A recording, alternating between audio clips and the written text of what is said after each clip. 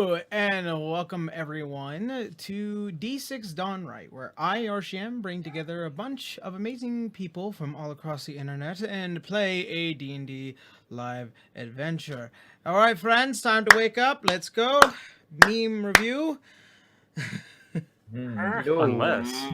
So, so as usual, we try to do announcements. We're gonna try and do them a little bit earlier from now on, so that way we can take the immediate time to do the announcements and then jump right on into the game. So, with that being said, first and foremost, to the wonderful people that are already watching, I want to go ahead and let you know that this show is sponsored by none other than the people over at the Deck of Many. In case you guys don't know what the Deck of Many is, they do amazing reference cards of 5e D&D monsters, and the art looks absolutely amazing. They sent me their little beginner's pack, which I know that I will be using very, very soon, or if I haven't already.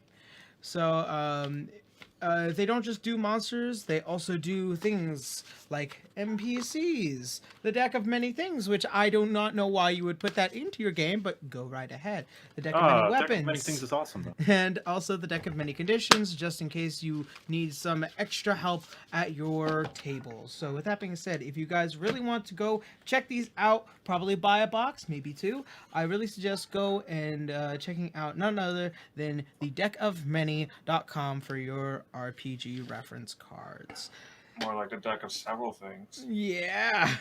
Well, I don't know if they should be taking that as shade or if they should be taking that as a compliment. This is the way it was said. Sorry. So many emotions, so many things. Yeah. So, that being said, as for our second sponsor, as usual, I want to give a huge shout out and a huge thank to our wonderful patrons over on Patreon. If you want to become a patron, there's a link down below, or if you want to subscribe to the Twitch channel, you're more than welcome to.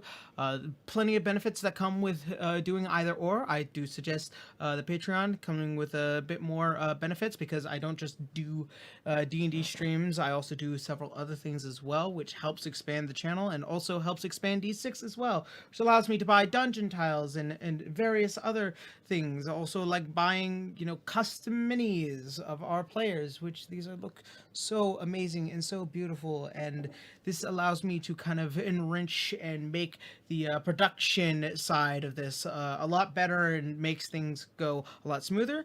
A couple of weeks ago, we reached our 750 goal, and we are sitting around the 800 area, so we're trying to reach the $1,000 goal. So to anyone that wants to help out and become a patron, there you go. And once again, thank you to the patrons and subscribers here on D6. I cannot thank you guys enough, and I absolutely love it.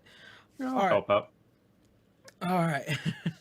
All right. So, sponsors now finally aside.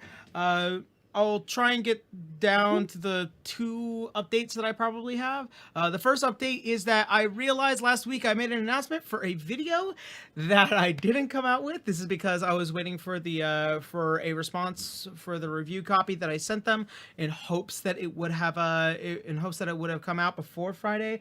Unfortunately, they had they were very busy and it took a little bit of time. They finally got back to me today. They said yes, so it will be posted this upcoming Friday. This upcoming Friday it will be out, and it is the story of how I am related to the Ugandan Knuckles meme, and this little figure was included. So if you wish to find out more about that, then by all means, I invite you to go and watch the video on my channel. And the second announcement is I am back from Anime Expo. It was exciting. I've had my level of troubles before, but it was definitely an exciting event. And I want to thank anyone that had ended up coming across and talking to me about D&D, and also introducing yourselves, and also some people that actually found out about D6 and ended up meeting me at AX. I want to thank you guys. You guys were absolutely amazing, and hopefully if we ever cross paths again, I hope to have some more of those conversations. You guys are absolutely wonderful. The people that went to AX, you guys are great. Thank you. So If we ever cross paths again, roll initiative. yeah, I wanna do the Dio meme. We're gonna fight. Ah, you're approaching me. Take your ass from over there.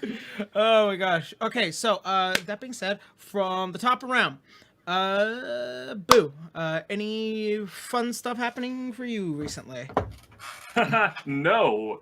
I want to try and stream games, but I keep forgetting. But this time, I'm going to finish Heaven's Ward and Final Fantasy and like move on to the patch content. So maybe expect that at Twitch TV/Boo Radley. But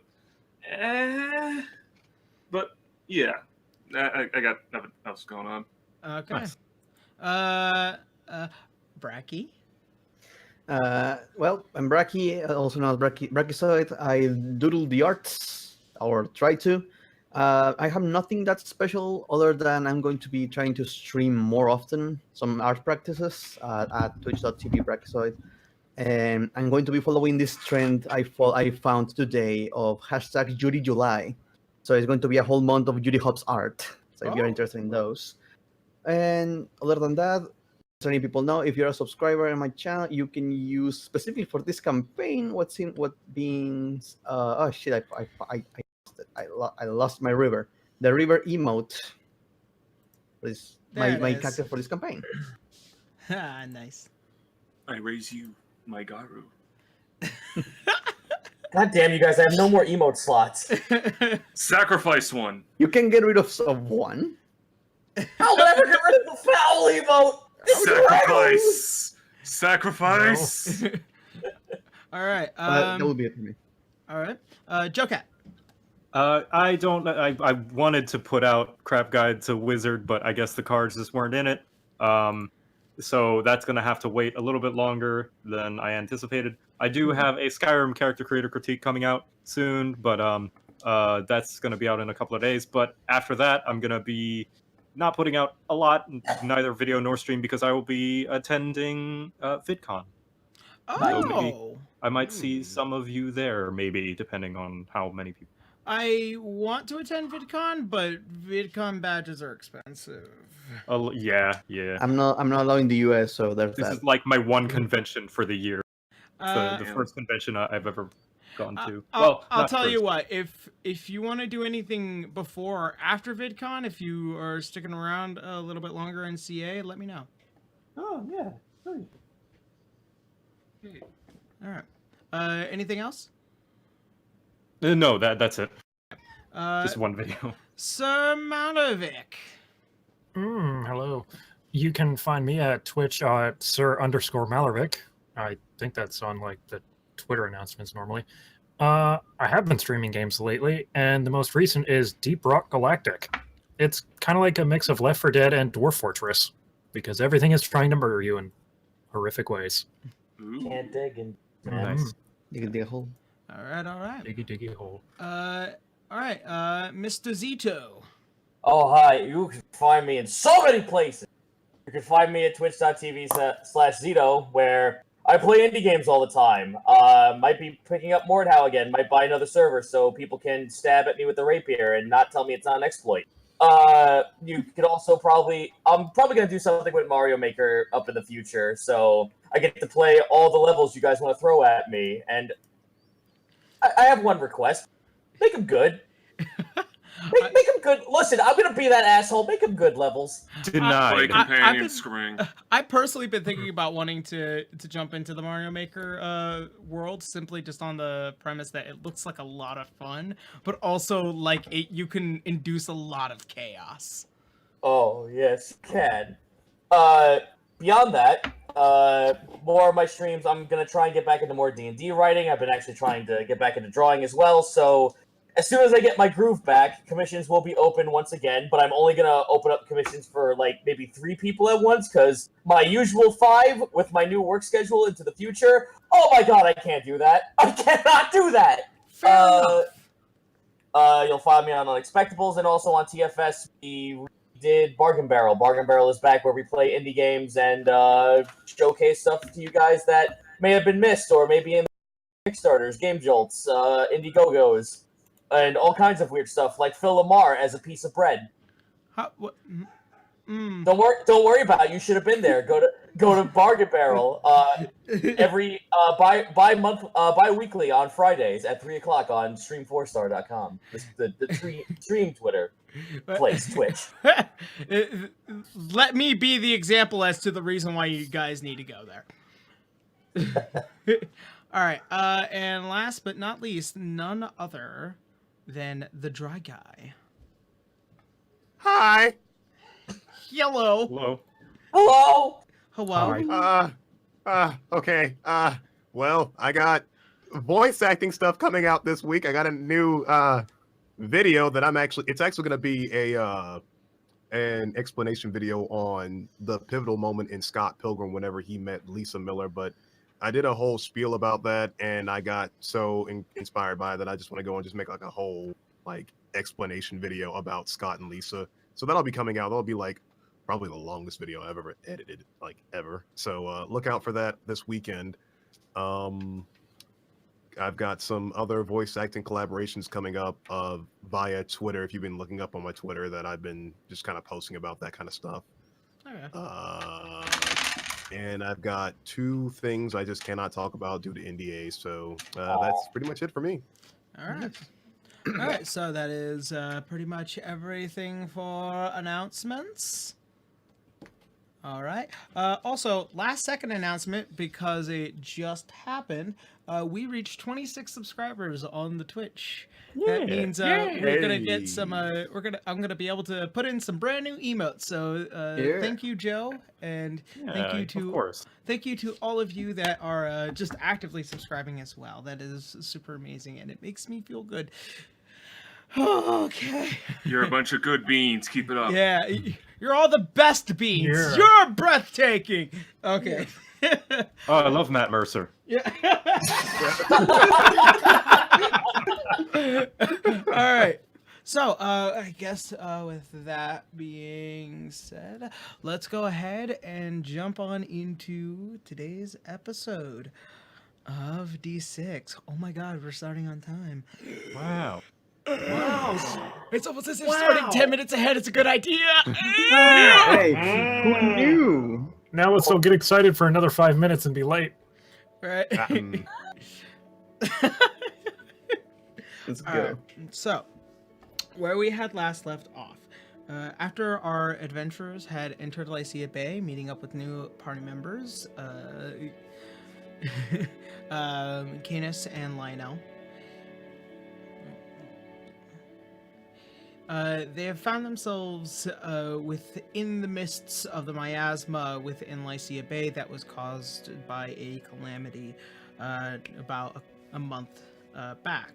At this point, after going around the city, saving a few lives, having to do some unfortunate handiwork, staying the night, trying to get their rest and sleep, some of the individuals were met with a vision, and then as the next morning had proceeded on, ended up crossing what looked to be a chaos revenant who was going around and just basically eating people. Beyond that point, after a small bit of combat, and succeeding after being terrified the hell out of, our players here had met with a couple of monodrone, a duodrone and a monodrone inspecting a portal that needed to be closed. After getting some information and a little bit of back and forth between Canis and the drones, they had closed the portal as our players did, and then managed to begin the process of leaving Lycia Bay. Let's see. All right. So that being said, you guys are a little ways away from where the sewage system is. That is the leading exit and entrance for the east side of Lycia Bay. So that being said, what is your guys' intention? So, one question. We leveled up, Yes. but I'm assuming that doesn't mean I healed up. At least not to full, right? Probably Not- just whatever amount you increase Yeah, in I HP. had 27 Yeah. left. Yeah, so basically when you level up, you only regain what you only gain what you gain. So like you're still down the health, but like what did you roll out for your Well, she's the fighter, so that's a D10. D10. Yeah. So you get 6 plus your con modifier yeah. added. Let's see. So So to your yes. max and also your current. All right. Mhm. Let me see. Okay, so I'm just going to heal that up then. All right. I wanted to be sure. I didn't want to heal myself all the way up. Mhm. That is fair. You guys would need to take a long rest in order to get your full health back without having to So- do hit dice. From what I remember, we gathered this information. We were done here, and we were thinking of going back to outside of the city to meet up with the rest of the groups and relay this information and get paid. All right. Okay. So, so you guys are gonna go ahead and begin the process of just leaving. Yep. Sounds good. Mhm. We out of here. All right, good to know. I don't like how she said that. We're out of the portal anchors anyway, so no reason to stick around. All right.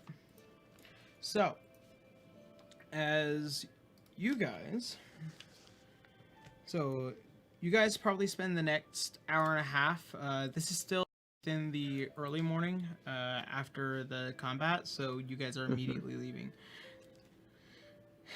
As you guys begin to leave, you immediately feel, as you're exiting what was supposed to be a slightly safer area, as you guys are leaving the immediate area, you are met with the miasma once more. I'm not going to have you guys roll.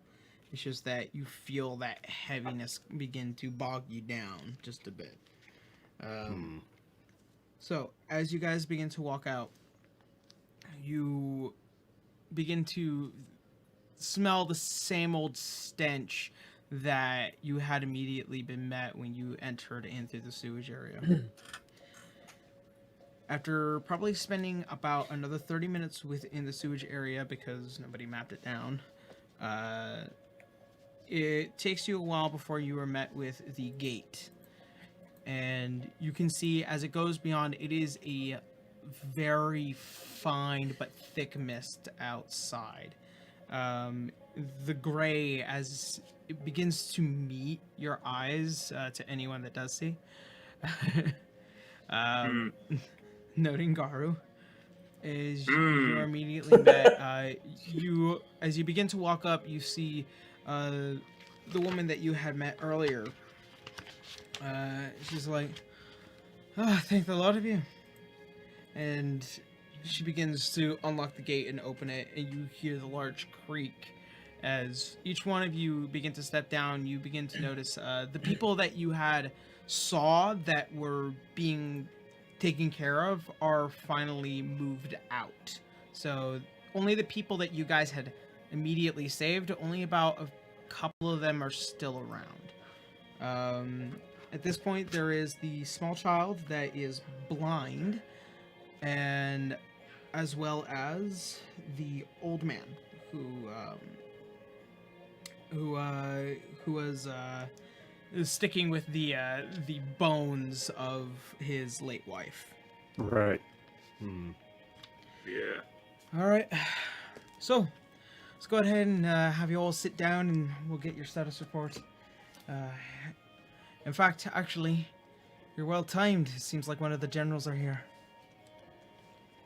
And More than perfect. Have you seen any other teams? I haven't heard a status report on the southern entrance at all, but it could be possible that they just might be going a little late or being a bit more gung-ho than usual. Mm-hmm. All right, and she leads you to what looks to be a small pavilion of tents. As they all begin to circle around, you see the several people that look like they are in common clothes, but look very regimented. And you immediately enter what looks to be the biggest of these orc-like tents. As you enter, you are not met with the general that you had met before. The one that you are immediately met with is in much more refined looking leather armor and a piece of a chest piece that reaches from the lower abdomen all the way up to the neck, and it begins to brace back, but then there's no other metal pieces on this individual. It is a human woman with what looks to be short but very platinum white hair. As it begins to be swathed off to the side, her eyes are deep green, almost like ocean deep green. She has one particular scar that seems to run from her lower clavicle all the way up to the bottom of her right eye. Next to her are two swords, one looking more fancier than the other. The other one looks like made of a regular refined steel, while the other one is definitely embedded with several jewels. There are several engravings upon it. Off to the side, what looks to be a shorthand cape that is covering her entire left side, with the symbol of Orario and Alernon being encrusted upon it. And she looks at all of you. So, it seems like all of you have returned. And so, who's the face? Canis will step forward. Ma'am. Name? Canis Metilius. Ah, the At your house. service. From the House of Metilius. And what might a royal be doing here? Recently I've been given the rank of marshal, and this has been my first duty as such. A little fucked up, but I can't see any other reason why you wouldn't.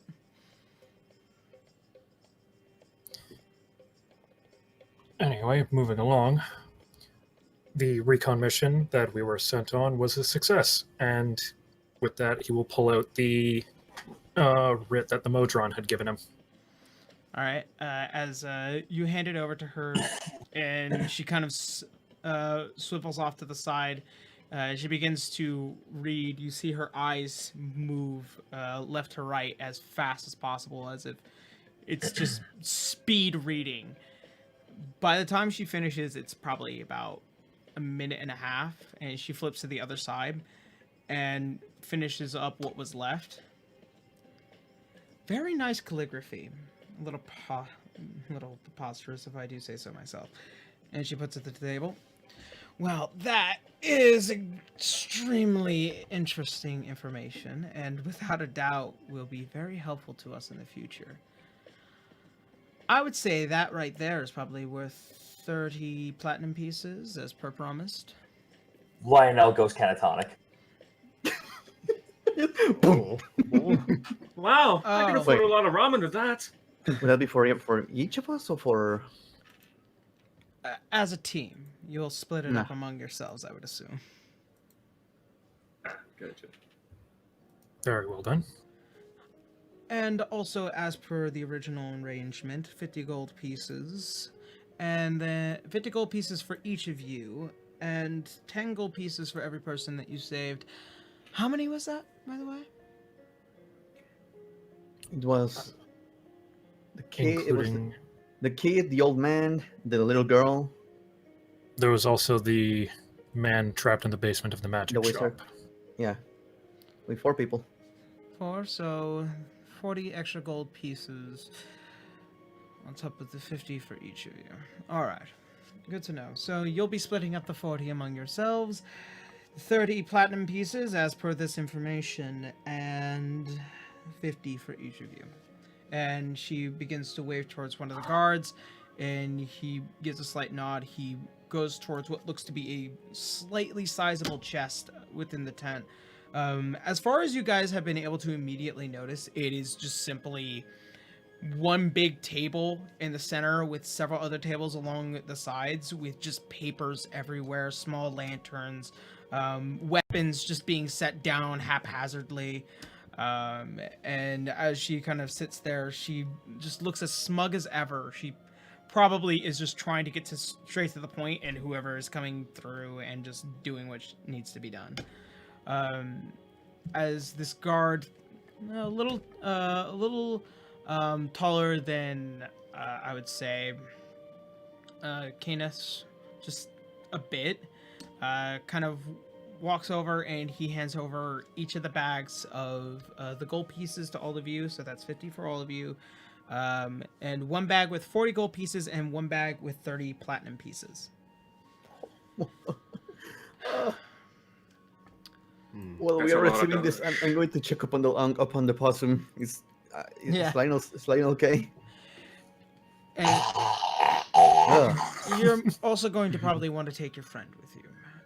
Or unless all of you wish to go your own separate ways. I don't care either which way. Well, that being said, thank you for your service, all of you. Ma'am, if I may, I apologize for interrupting and for coming up a little broad, but there are a couple of things I would like to ask you. She stops you right there. You have done your service. It'd be best to remember what was said back in Oricani. If you want to know more, it wouldn't be asked here. Understood, ma'am.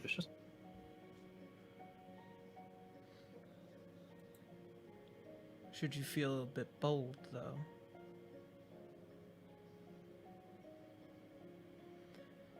Make a persuasion check to anyone that wants to try. I think I have +3. I will give it a shot because I actually want to know about the rest of the teams. I had a +4, but That's a perception? fucking 6. I got a decent one. I've got like a 0 in persuasion, so nah. all right, let me give it a shot as Lionel wakes up. What happened? I got a 10 What happened? with Canis. That's basically what happens when fucking Lionel wakes up. What happened? Because I rolled a 2, so I got a 6 in total. Okay, I got an so- 11. Hey! Yeah, 11. And then Yeah. Boo? I got a 6. So, Hmm. as you all kind of look to each other haphazardly, hoping that she might spill some kind of beans, she puts on the strongest face. Like, I'm sorry. I'm not going to say anything. Well, I just wanted to know about the other teams if there were any responses. If that might be too much to ask, I will understand and move on to my way. I understand the whole keep things reserved, I assume. And if it, and I assume in the notes it comes the whole sorry. It's the closer you get to the center, the more dangerous and all of that, like the origin. Is that established on the notes? That is established in the notes. Okay, I just wanted to be sure. And the Gijanki information, by the way. As per the rest of the teams, I've only gotten report from the north, and that's as much as I'm able to tell. Very well. And That's a good sign. the Gijanki information is also in the notes, by the way? Yeah. Okay, we are going to tell her that information, basically, just making sure. So, as you pretty much give your full amount of status support, she seems completely unmoved. And by the time, like, you managed to just finish everything that you guys had said, she's strictly business and just kind of made to be, kind of just trying to make things go along the way as it is. One question. Do we recognize this general, this soldier? As far as you can tell, she hasn't introduced herself. She just looks extremely official. She doesn't want to probably deal with anything right now. Well, As far as you know, she's one of the 4, and that's simply just because the form of her armor, the way that she was noted to, and also just because she seems stronger than any of you. yeah. I just wanted to know if Understandable. we knew a name or if she was actually the whole thing. She has more power. Yeah. You never got a name. You only know about the Rothschild name. Rothschild. Yeah. I mean, if you want to ask her. I don't want to sound disrespectful, man, but if I may ask for an introduction. I'm not from around here. I'm just doing the job. And River is physically a little terrified, at least. Nervous. She's just so tall. I can't take it. It's happening. My son. Everyone is tall to her. So as you ask her, you may refer to me as General Shosh. Josh. Shosh. So The House of Shosh. SHOSH. Sosh. Shush. Okay. Sosh. Shush. You may I hope refer we're to- not all saying this in character, but I assume No, we not. should.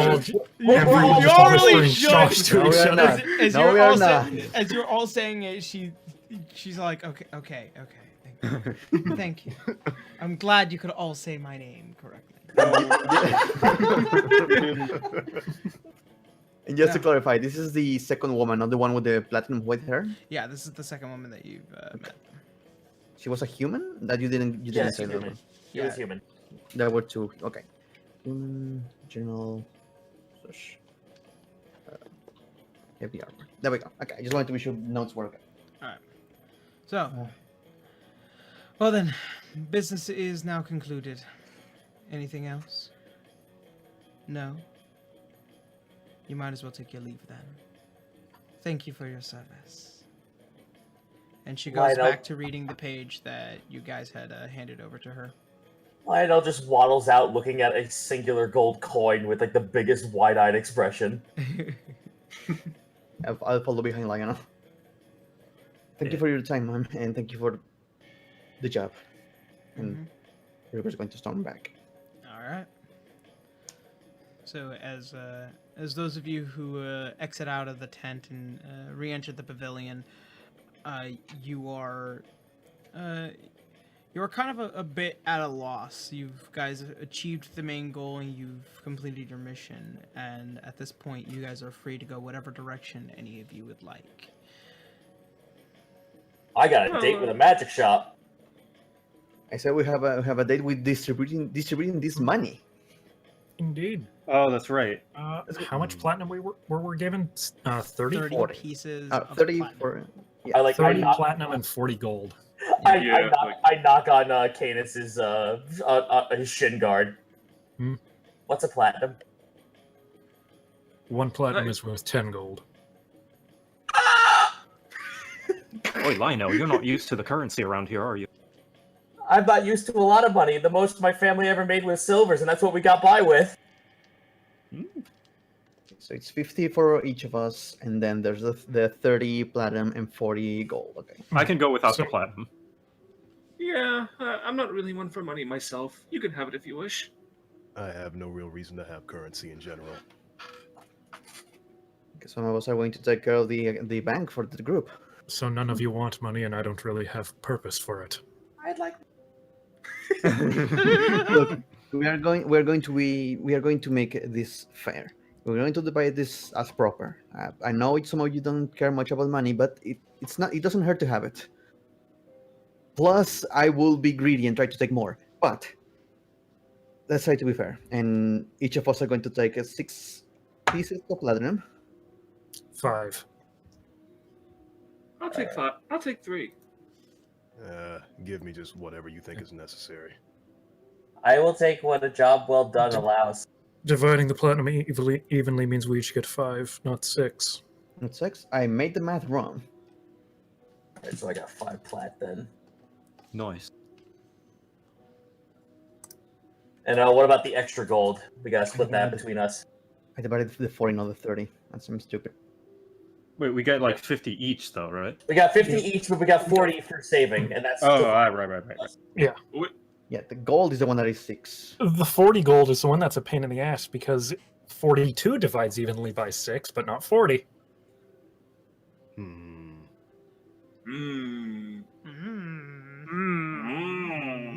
It means 2 people get 6, the rest get 7. I mean, unless all of you want to kind of have a general party pool. Communism. Good work. Gar tries to count with his fingers, but you can't really see them, so.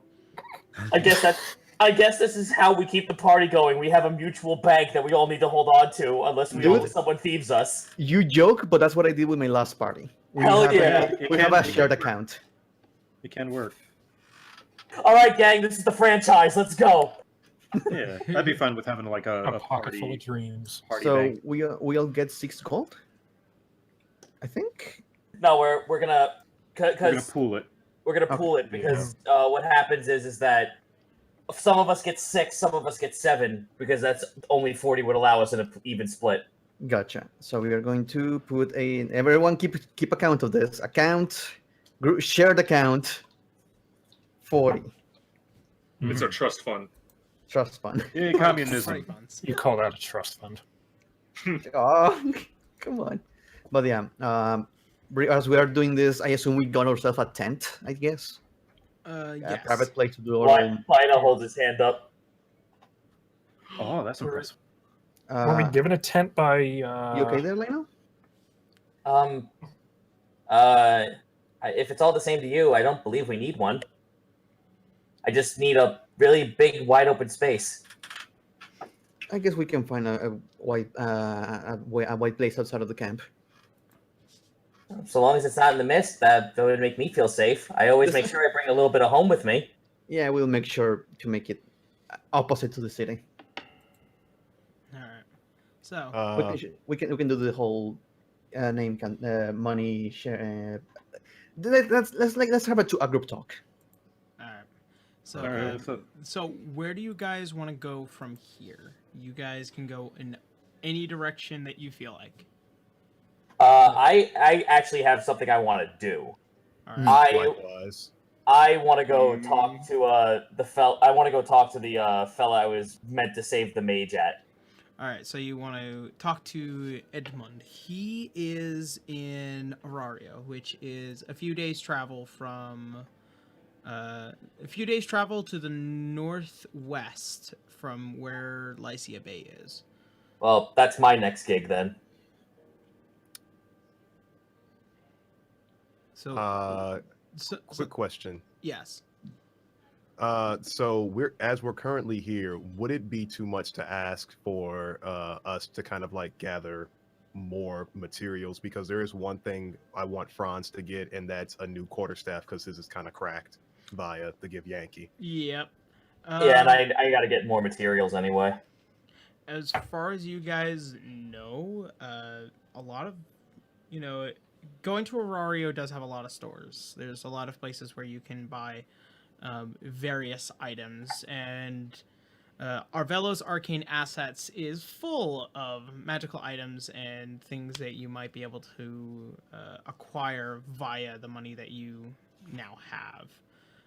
It is a possibility that you might be able to find something either commonplace or something beyond. Well, I suppose the only action left is to go back where we came from. It's at least somewhere to go, yes? That sounds good plan. Wait, but what about the disease happening in Lycia Bay that's corrupting the water? We never really figured that out. I believe it was part of the fog. Most likely the fog. It's not like there's not much we can do about it. I mean, you do remember that big number, yes? What, 1,000 something? 1,000 portals? 1,500, yes. That is correct. There's not much we can really do about that. 1,531. Yeesh. People in superior areas are aware of this, and they had the resources to close some of those portals. So I'm assuming some more investigation into it when the information we gathered, it might be good enough for them to take care of it. I just feels wrong to sit around and not take care of it ourselves. But well, what else can we do? Yeah, you're right. Wouldn't want to argue with the powers that be. The best we Meanwhile- can do is if we get some of that extra information, we can try something, but we don't really know. All right, so I'm just gonna have Lionel like whip out a tiny little wooden mallet. It looks like a cobbling mallet. Okay. He goes, "All right, well, I actually, well, it's just kind of strange. I've never had visitors that wasn't my family in my little home away from home. Well, if you'll follow me, if we can find some place with a nice big open space, I'll show you what I mean." Oh, we'll be sure to be completely respectful and take off our shoes and all that goodness. Can take the Just break. let me know how hard the doors are, please. You have a house around here? Oh, not around here. In here, he holds up the hammer. Aha! Pardon? I'm Uh-huh. sorry, but that doesn't seem to be a home. He just gives like a tiny little grin, and he just like nods his head for them to follow him as he walks off to like the nearest like little open space of wood. We'll follow. All right. So Maybe he's gotten a hidden door in one of the trees. Yeah, So, maybe house is not exactly the word. I know squirrels like to live in trees. How far away from this camp would you say you would want to go? Not too far, but enough that we're not going to occupy space that someone would get upset. All right. So you end up going about a little north from the main pavilion area that's been kind of just taken by what is a city of tents. As you go north, you probably are about 5 to 1,000 feet. I would say about 1,000 feet from that area, not to cause a giant panic. There's this giant forest not too far off from where you guys are. This is probably where the Emerald Enclave has kind of taken their home, and this is the forest where druids, hunters, and various other individuals that have kind of communed and connected with nature live in there. But you have to find a very particular entrance in order to find yourselves within the city of the Emerald Enclave. Okay. Well, like I said, so long as I find us an unoccupied space where, like, it's not going to be seclusive, but it's going to be, like, just out of the way. Yeah, it's plenty out of the way. So as you kind of find this spot, it's nice and flat, a little bit of grass, some dry spots. Lionel looks around for a piece of stone. Not too hard to find given given the immediate area. There's plenty of rocks around. All right, so Lionel grabs one, kind of like puts it in front of him, and he like looks to everyone else. If y'all wouldn't mind, just stay right behind me. I wouldn't want this entire place to actually come down on top of you, and I've actually never seen someone get blast radius. Wait, Blast what? radius? He turns around, holds up his hammer, pinch of stone. For one who likes to roam, may I call this spot home. Knocks his hammer down on top of the stone, and in front of him he casts, let me find the spell again, he casts Stalton's Tower. All right. Yeah! So, as you hit the rock bursts from your hand, and it shoots out, just hovering slightly above. And almost like a Rubik's Cube, it begins to shift and it begins to expand again and again and again. Over the course of the next few minutes, you guys see what is this giant blocking house as it begins to kind of spin and rotate, and it begins to shift from one side to another, once again like this giant Rubik's cube. As it finally clicks its last motion in place, it slowly touches the ground, and you guys feel the air beginning to displace, and it begins to breeze in front of you. There is a door in front of all of you, double-sided, and it... I am going to state that the downstairs area will have, since it is a 25 by 25 space, it will have a kitchen, a bathroom area, and some bedrooms. That will be on the first floor. Okay. Wait, that's I lean over to my allies. Wait, that's a strange looking tree. Wait, that's a tree? No, it's not a tree. It looks like a small 2-story building in a roundish Guys, shape. It's a wizard's tower covered in ivy. It is. Yeah. He has a portable cottage. Mm-hmm. I Wow. have several questions. I'm sure it looks impressive. Pretty much from the sound that it was making, it was like the sound of moving stone. Like, not like in the bad way, but like very much in a slightly pleasing way. Like, almost like rubble as it kind of falls slowly. Oh, I'm very excited to see what's inside of this tree. And Urzur's just gonna jauntily strut his way in. Yep, you just walk in. Go ahead. As you walk Gar's in, gonna come to the door and and just hit his head on the fucking top of it. Oh, no worries. Come on. Urzur's gonna put his hand out and take Garu's hand, lead him in gently. You also see that Truffles is kind of slowly trying to go in, but like kind of being wary. She's definitely not taking up the entire 2-door area. She's very much able to fit, but you can see she's kind of pausing and taking small baby steps before finally entering in the building. I'll go and comfort her as well, and just lead her by the tusk. All right. What you guys are immediately met with is this rounded cottage-like area. You are met with the floor plan of on the far side you see a kitchen and a slight living room area. There's a couple of wooden chairs, and immediately to your right there is a stairway that goes up to the second floor, while there are a couple of doors slightly split off to the sides, which will have a couple of small rooms within.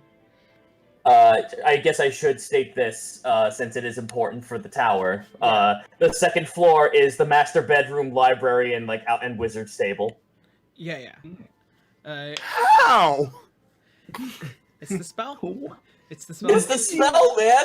Yeah, It's like the tiny hut, like that one, except bigger. Except that spell is garbage in 5e, and this is the one that replaces it to actually make it do what it's supposed to do. It's Tiny Hut 2.0. Yeah, Tiny Hut 2.0. Yeah. The only issue is that it's not magically locked, but still works really good. No, but it's actually a house. Yeah. Well, I mean, I could also conjure a lock on the door. Yeah, I mean... He could conjure a giant block of wood that he could just has as a crossbar to block the door. This is... impressive. Oh, you think? Well, thank you. I tried to make it look as close to home as I could. Oh yeah. So you guys, as it's kind of comfy in here. The slight darkened wooden floors, the nice open windows as with the glass pane and the cross hatch on it. The kitchen is clean as possible, with pots and pans being hung up overhead of the stove. The fire is already lit with ready to be cooked upon. There is a small table, and as well as what looks to be a sitting area, the sofa and a couple of sitting chairs. The wooden chairs as well are made of the same dark wooden material as the flooring. On the second floor, you are the master bedroom and as well as the small library with what looks to be some short shelves just full of rando books at this point. They're probably not even filled yet because They're all fucking like color me in books. Like, it's Yeah, just yeah. The hungry caterpillar. They're Yeah, not filled in yet. Caterpillar. They are simply either there for aesthetic or have yet to be filled due to the nature of the spell, as well as the wizarding room with what looks to be what could possibly be filled with materials and various other things that are necessary to start studying and casting spells of many different kind. Is Gart was gonna nervously hold his head. Do you have any more low-hanging doors? Oh, I'm sorry. Hold on. I cast mending and push the fucking top of the door bars up a little bit further. Okay, so they go up about another foot and a half over Garu's head, so that way even his horns won't scratch the top. I feel so free. Well, I suppose I guess you guys can all help yourselves to down here in the downstairs.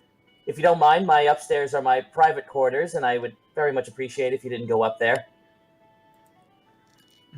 Lion- I think I'll just Seems stay fair. right. I'll stay put on the ground. Yeah, River's going to take a seat. Great! Well, if there's anything else you guys need, don't hesitate to ask me. This entire house will probably have some kind of way for me to get in contact with you.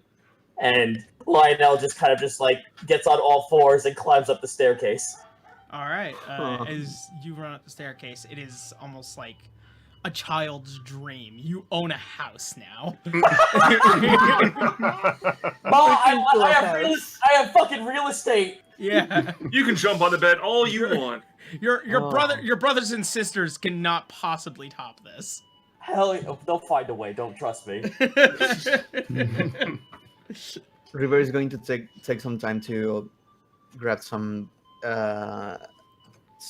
pieces of cloth and try to take care of some of her most noticeable wounds after being beaten by that fucking thing.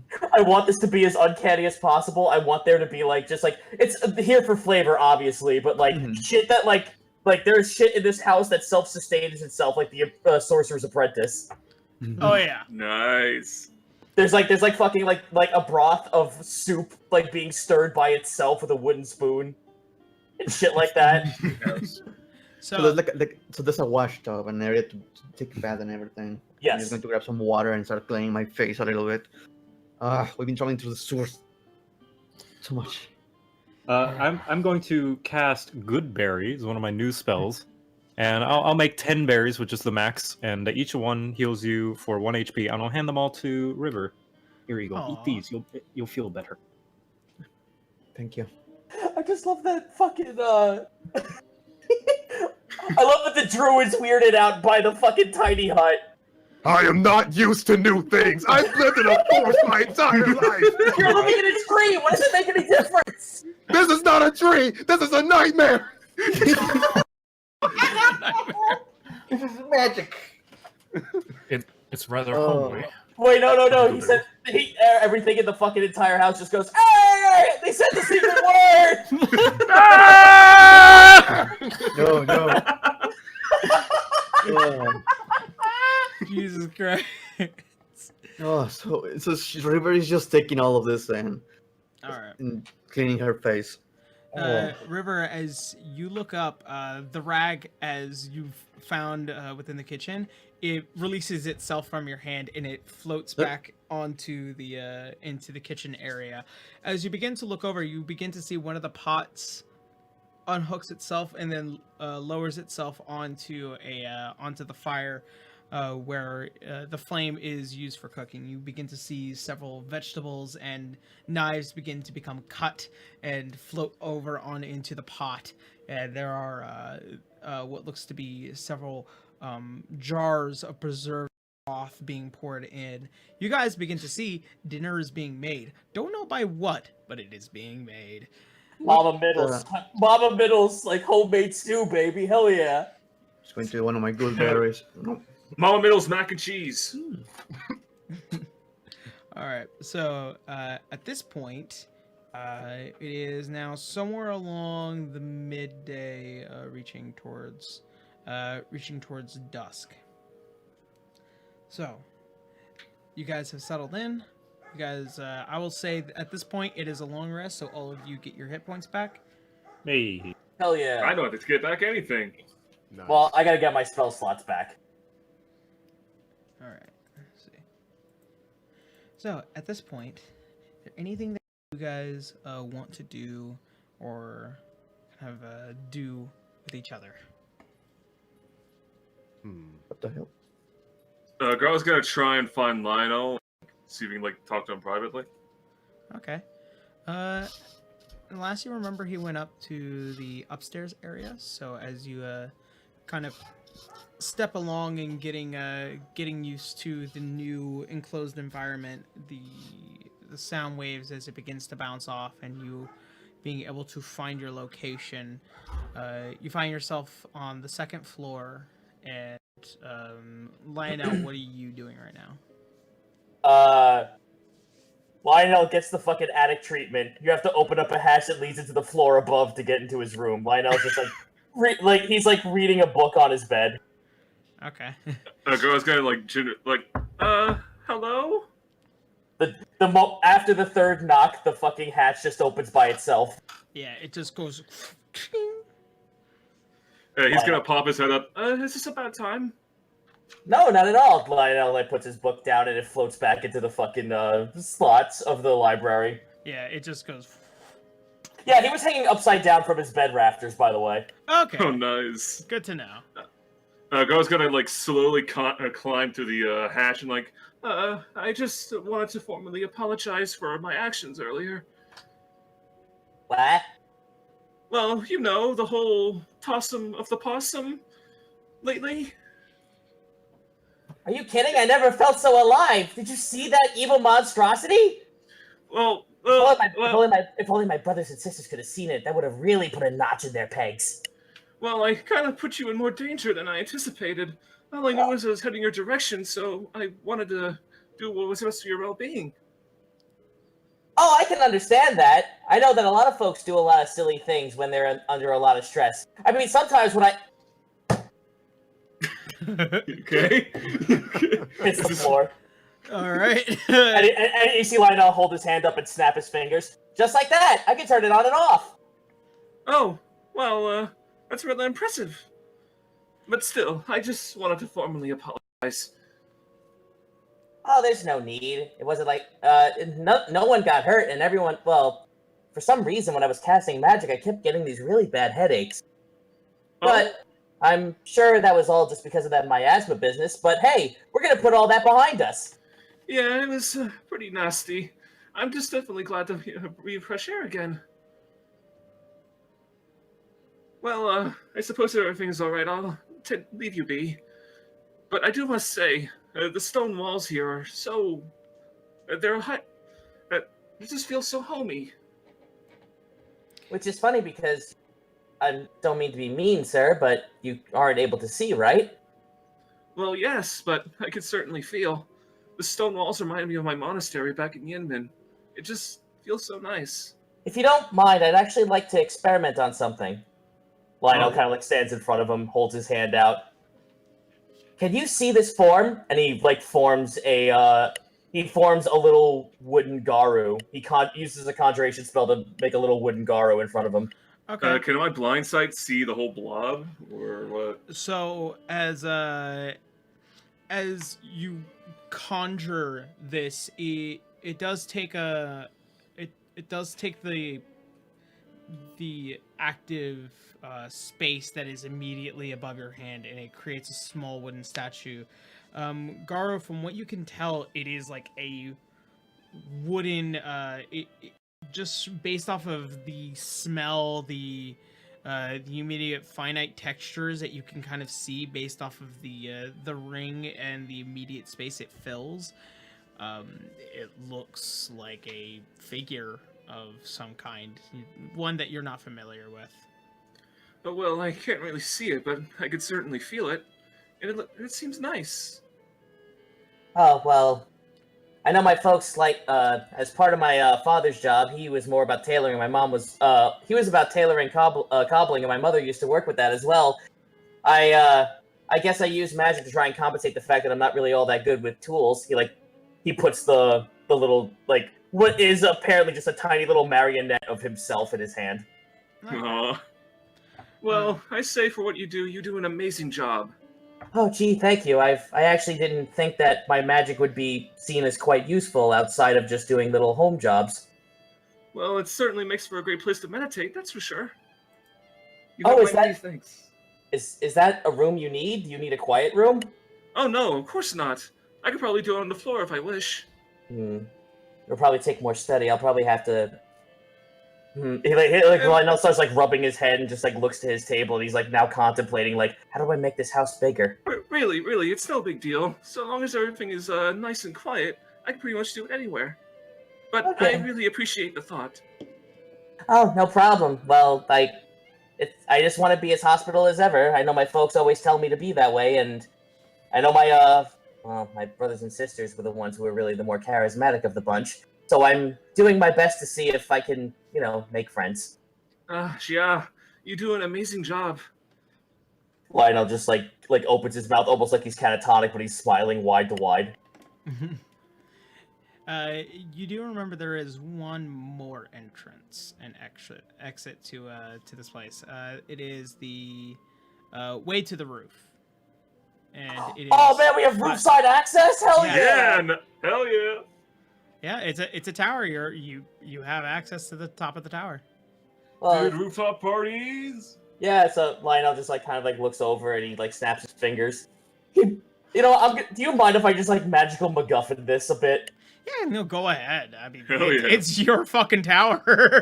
Lionel kind of just like waggles his fingers, and then like a little like strip of lightning kind of like sparks out of him. Like it doesn't go far. Like it's just like tiny little like light blue sparks out of his fingertips, and then a door opens up on the ceiling, and the small like little rope ladder comes down and like rolls out.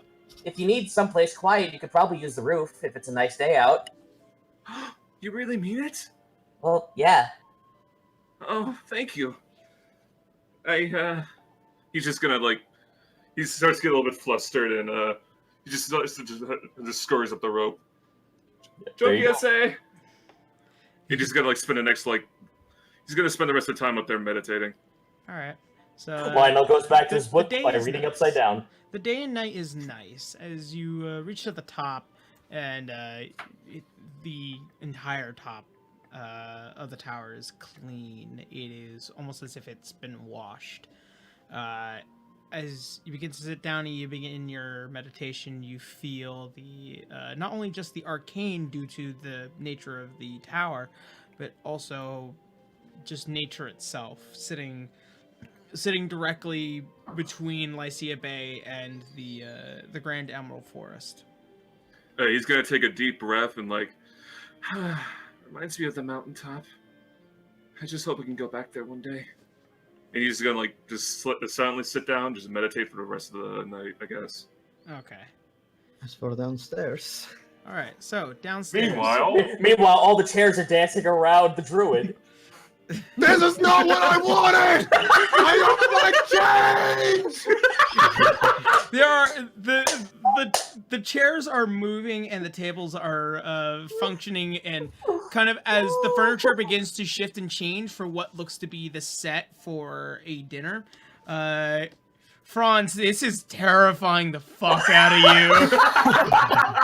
you. There's no place like home! There's no place like home! Urzer is kind of like tilting his head back and forth and like clapping to the beat of the chairs, like jumping around. But by the way, Truffle's equally as terrified. She's backing up in the corner, taking up all the space. She's at this point she's kind of turned around and she's kind of like nudging at the door with one of her tusks. Oh man, River is just cleaning off her sword and her shield, like taking care of her equipment basically. Okay. Well, this madness is happening. Candace would be doing the same.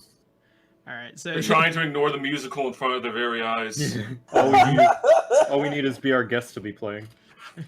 B. Oh man, animate objects. All right. So Okay. So at this point, Like, there's a talk I want to have, but I'm going to wait for dinner. Like, when everyone is together, basically. all right. And pretty much, as you see what looks to be the giant copper pot that has been making the food. You see as the flame begins to kind of lower, and you see as the plates and the bowls and silverware begin to kind of float over to the table, set for 6, as well as one really big bowl set onto the ground, not too far off from where you guys are.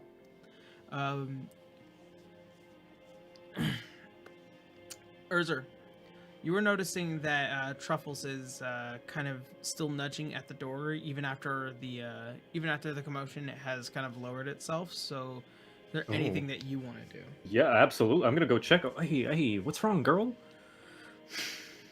And she's kind of still looking at the door. I'm gonna go up to it and like crack it open very slightly. As you open the door, she almost bum rushes you as she splits out the door, and she runs a little around the tower and stops. Oi, girl, what's wrong? I'll follow her. And she stops and she's looking towards the forest. And for the first time in a while, she's probably done this before, but she kind of always had this aura. As you are well aware, the arcane lines that kind of run around her body, they kind of begin to furl, and you see the arcane as it begins to slightly spark off of her. And as she lays down on the grass, you begin to kind of see small flowers begin to kind of pop up and spring.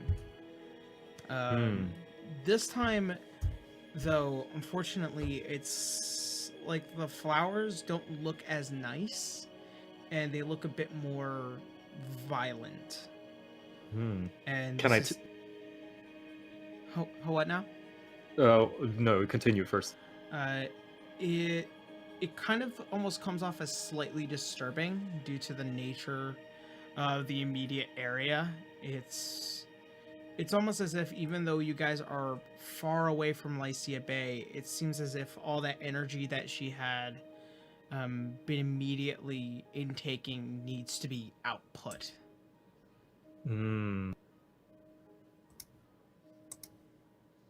Okay.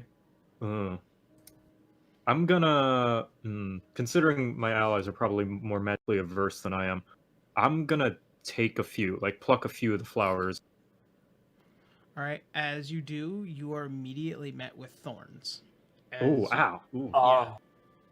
Yeah, like I said, these look very violent, almost like a thistle,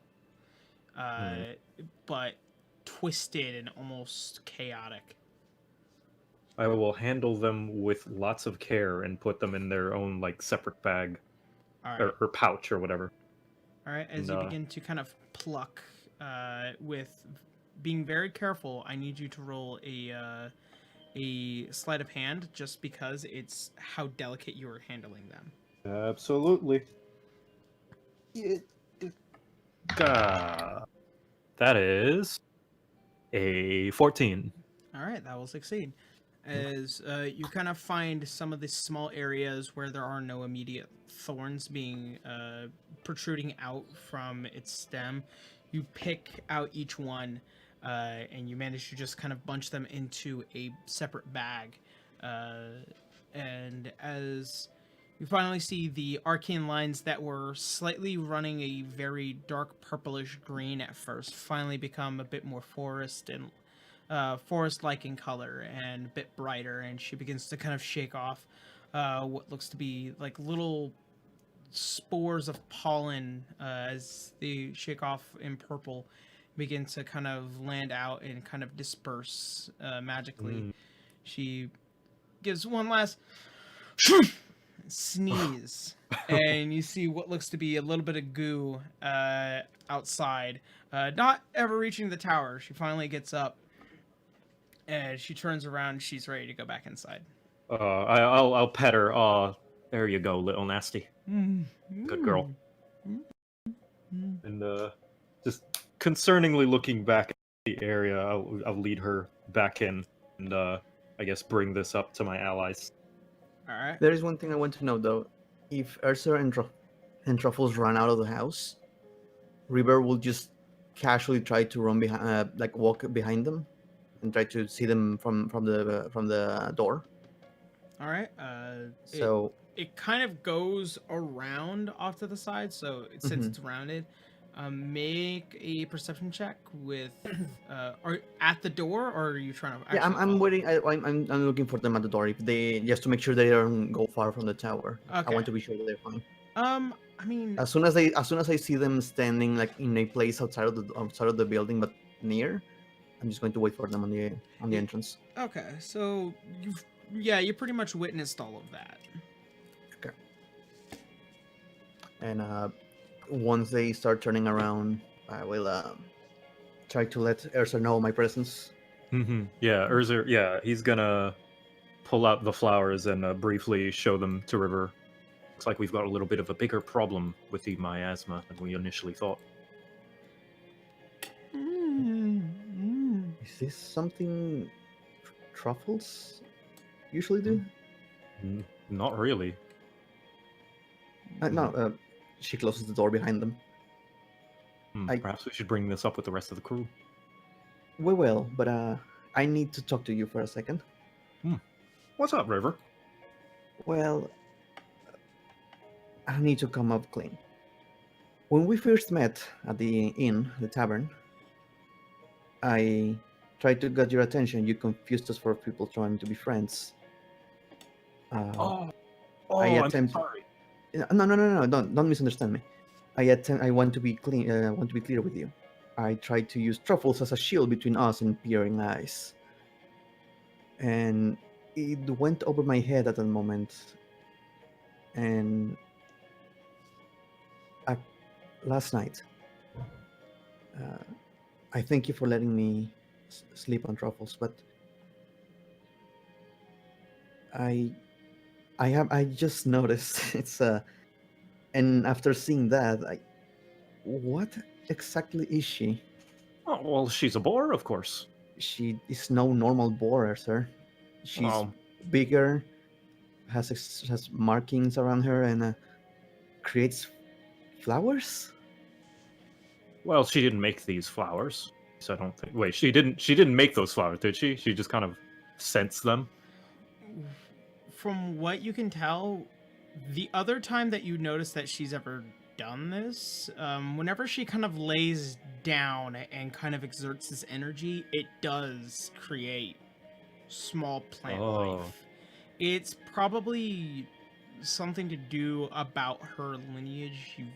You've never asked because you can't really talk to animals. Yeah, and also like having been basically raised by this boar, Urzer just kind of assumed that this is just kind of how some boars are, and never really questioned it. And Yeah. he says that in character as well, and explains that to River. I never really She's- thought about it before. Really? How long have you really had you questioned known it. her? I just assume most boars perhaps were be able to do the same thing. Well, allow me to be the first person to tell you they do not. Hmm. Usually, boar hunting is a common thing, but they are not that big. They're not like this. How long have you met? How long have you been almost- together? Almost my entire life. Really? Mm-hmm. From what I understand, Truffles has been taking care of me ever since I was a wee lad. I don't even remember my parents. In a way, she's sort of like my mum. And she walks up. River and looks at the boar. nudges. She walks over and she kind of nudges his leg a bit. Oh, he'll give her a little pet. Well, that's a surprise for me. I'll be honest. But I wanted to just come out with truth and thank you for last night. Of course. And I'll make sure to keep an eye on Truffles. Mhm, Peering me eyes can be a too. little dangerous, especially with a creature this different. And she kind of snorts at you. Let's go inside. We need to talk to the group. What is We have Tatus a couple of things to decide. All right. So, you guys as you finish your conversation and you re-enter the building, the tables is set. The giant copper pot that I can't exaggerate this anymore. The giant copper pot that has been making Mama Middle's homemade stew. Guess what the secret ingredient is? Love. No, it's frogs. What? Delicacy. So, Can yeah, what is it, Franz? I just say, for the sake of the argument, Franz naturally shifted to a wild shape of like a barking dog and is just sitting there growling at the chair because he's not sure if it's gonna move again. Oh, the chair calms the fuck down. Don't worry. The chair stopped moving a long while after after Truffles, Urza, and River had left, so they've pretty much calmed down. I don't trust like that, but okay. As you say this in dog, ruff, ruff, ruff, ruff. Yeah, just barking at a dog. Are you okay there, friends? He's been uncomfortable with the moving furniture since we got here. Yeah, I'm be honest, I'm also not used to it. Wizards. New. But hey, I have a couple of things I want to talk to all of you, so All right. maybe we can have dinner. I guess Lionel's gonna like go upstairs and get Garu and tell him food's on. All right. As such, you guys are all informed that food is now ready. At this point, the giant copper pot begins to fill the sizable wooden bowls of what is a beautiful and well-cooked stew with what looks to be skinned frog and some various other mystery meats. They look like venison and bear and various other meats, but the thick scent of potatoes and carrots and the celery, as well as green onions and the garlic as well, is just an overpowering hearty meal as each bowl is filled with what looks to be several ladles kind of pouring them out and going through, and then as it kind of reaches a little towards the bottom, the pot begins to float over and then pour out onto the nice big bowl on the ground, filling it out for Truffles, and then returning back over to the kitchen, where you begin to see that it is now being just washed by whatever entity might be residing within this tower. Well, I hope you like it. Mom used to make this all the time. All right, Garu's gonna clasp his hands. Ichidakimasu. Grab the bowl and just chug it and start. All right. Donald, summon a haunted tower. So Garu, the first thing that you taste is ginger and turmeric, and then you begin to taste the slight taste of dairy. Then the meat starts coming through. You, having a very specific tongue, you are able to begin to point out each ingredient that was used and the amount of the ingredient that was used within the stew. It is a beautiful cascading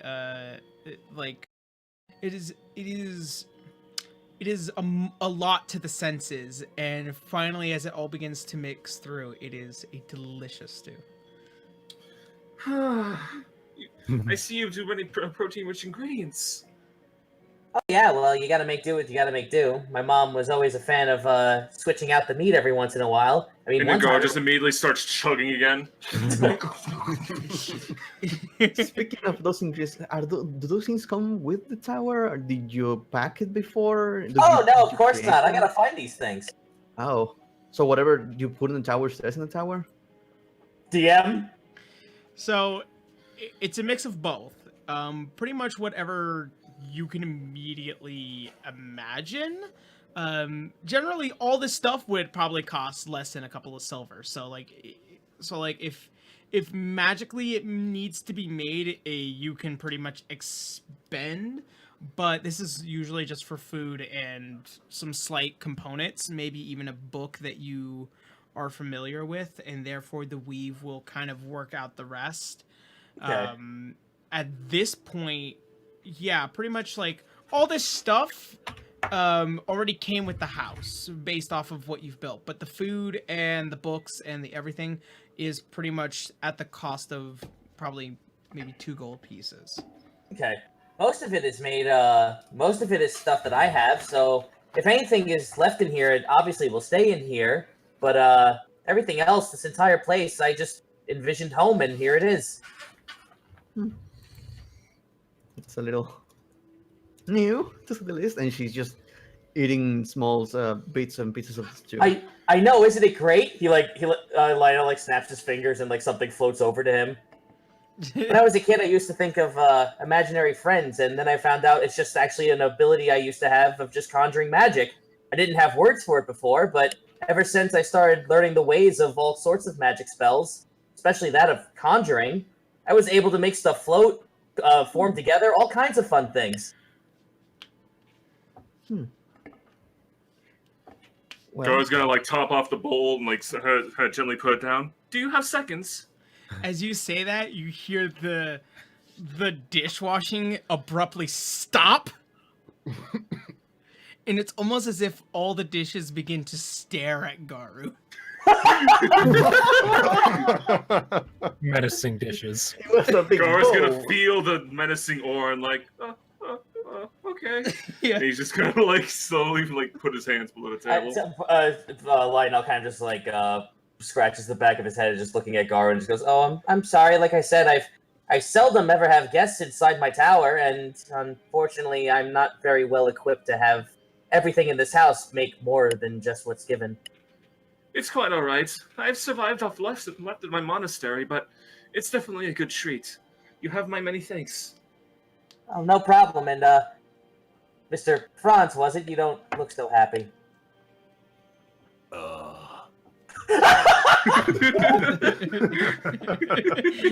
the dishes Franz. staring at Franz, waiting for you to eat the food. Franz is like sweating bullets, but trying to keep a calm demeanor. He's like, sorry. I just forgot my work. Inside. That sounds suspicious. Insight with an insight of 21. Oh! Ooh, I don't know. I don't think I can beat that. That'd be a deception, yeah. Deception. Let's see here. That is a 1. Oh! Okay. So obviously there's a fork right next to Franz. He looks like fucking nervous as all hell, having no idea that there has been silverware next to him the entire time. Why are you using a fork for a soup? My father never loved me. Okay. I don't know how to respond to that. Gar's just gonna pop up. Are you gonna eat that? Oh, by all means, my friend. You can have as much as you want. Please take my share. Itadakimasu? He's gonna pick up the bowl and start chugging again. Oh god. I just want to say, if we get a friend's emote, it's going to be the sweating one. The swing. The one who is just cleaning his forehead. No, it's a picture of Franz holding up a fork. I forgot my fork. I love that guy. And right next to Franz, Urzer is eating, for lack of a better term, like a pig, just like Yeah. stuffing Basically, his face. There's various the sloshing full noises at face the table. in. Yeah, just full face in. There's a little bit of it as you kind of pull back, and you're like, "Oh, this is pretty good." There's there's like a bunch of it dripping down. It's a little hot, but it doesn't bother you due to your resistance to heat. Mhm. And it's just like as it's kind of just dripping down, it's making a bit of a mess. At this point, Truffles is already long done and is kind of like a dog at this point, kind of waiting for whatever scraps might fall into the ground because she's ready for it. Lionel kind of like looks to everyone and just like kind of like claps his hands together. Hey, I propose an idea actually. I don't know how well you all would feel to this, but are we all heading over towards the northern city? That's actually something I want to touch upon. Since we are all here and we accomplished a job, I want to talk to you about the whole, traveling together. If we are going to go to a next area, well, it's next city. I have no qualms. Oh, so good. Before I Uh, continue, I want to give Mr. Franz. I have some of Ursa's goldberries.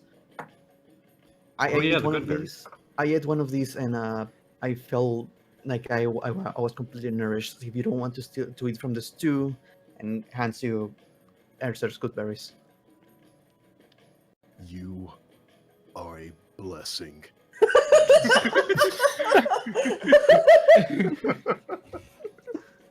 He happily takes them and is like slowly eating them one by one. A single teardrop falls down his face because he's just really happy to eat something he knows. I wanted to tell. By the way, how's Kanan reacting to this food?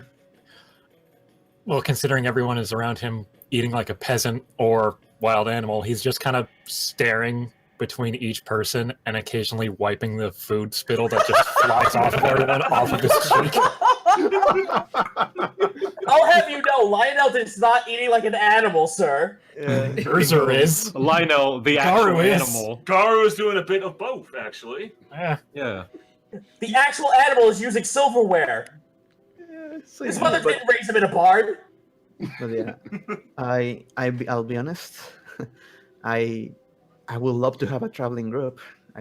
Doing mercenary work by myself almost killed me, as Mr. Franz and Garu took notice last time. I killed a demon. Lovely. that you did. That was quite admirable. I had no idea I could actually do that. I just thought for the moment, and like that, he was gone.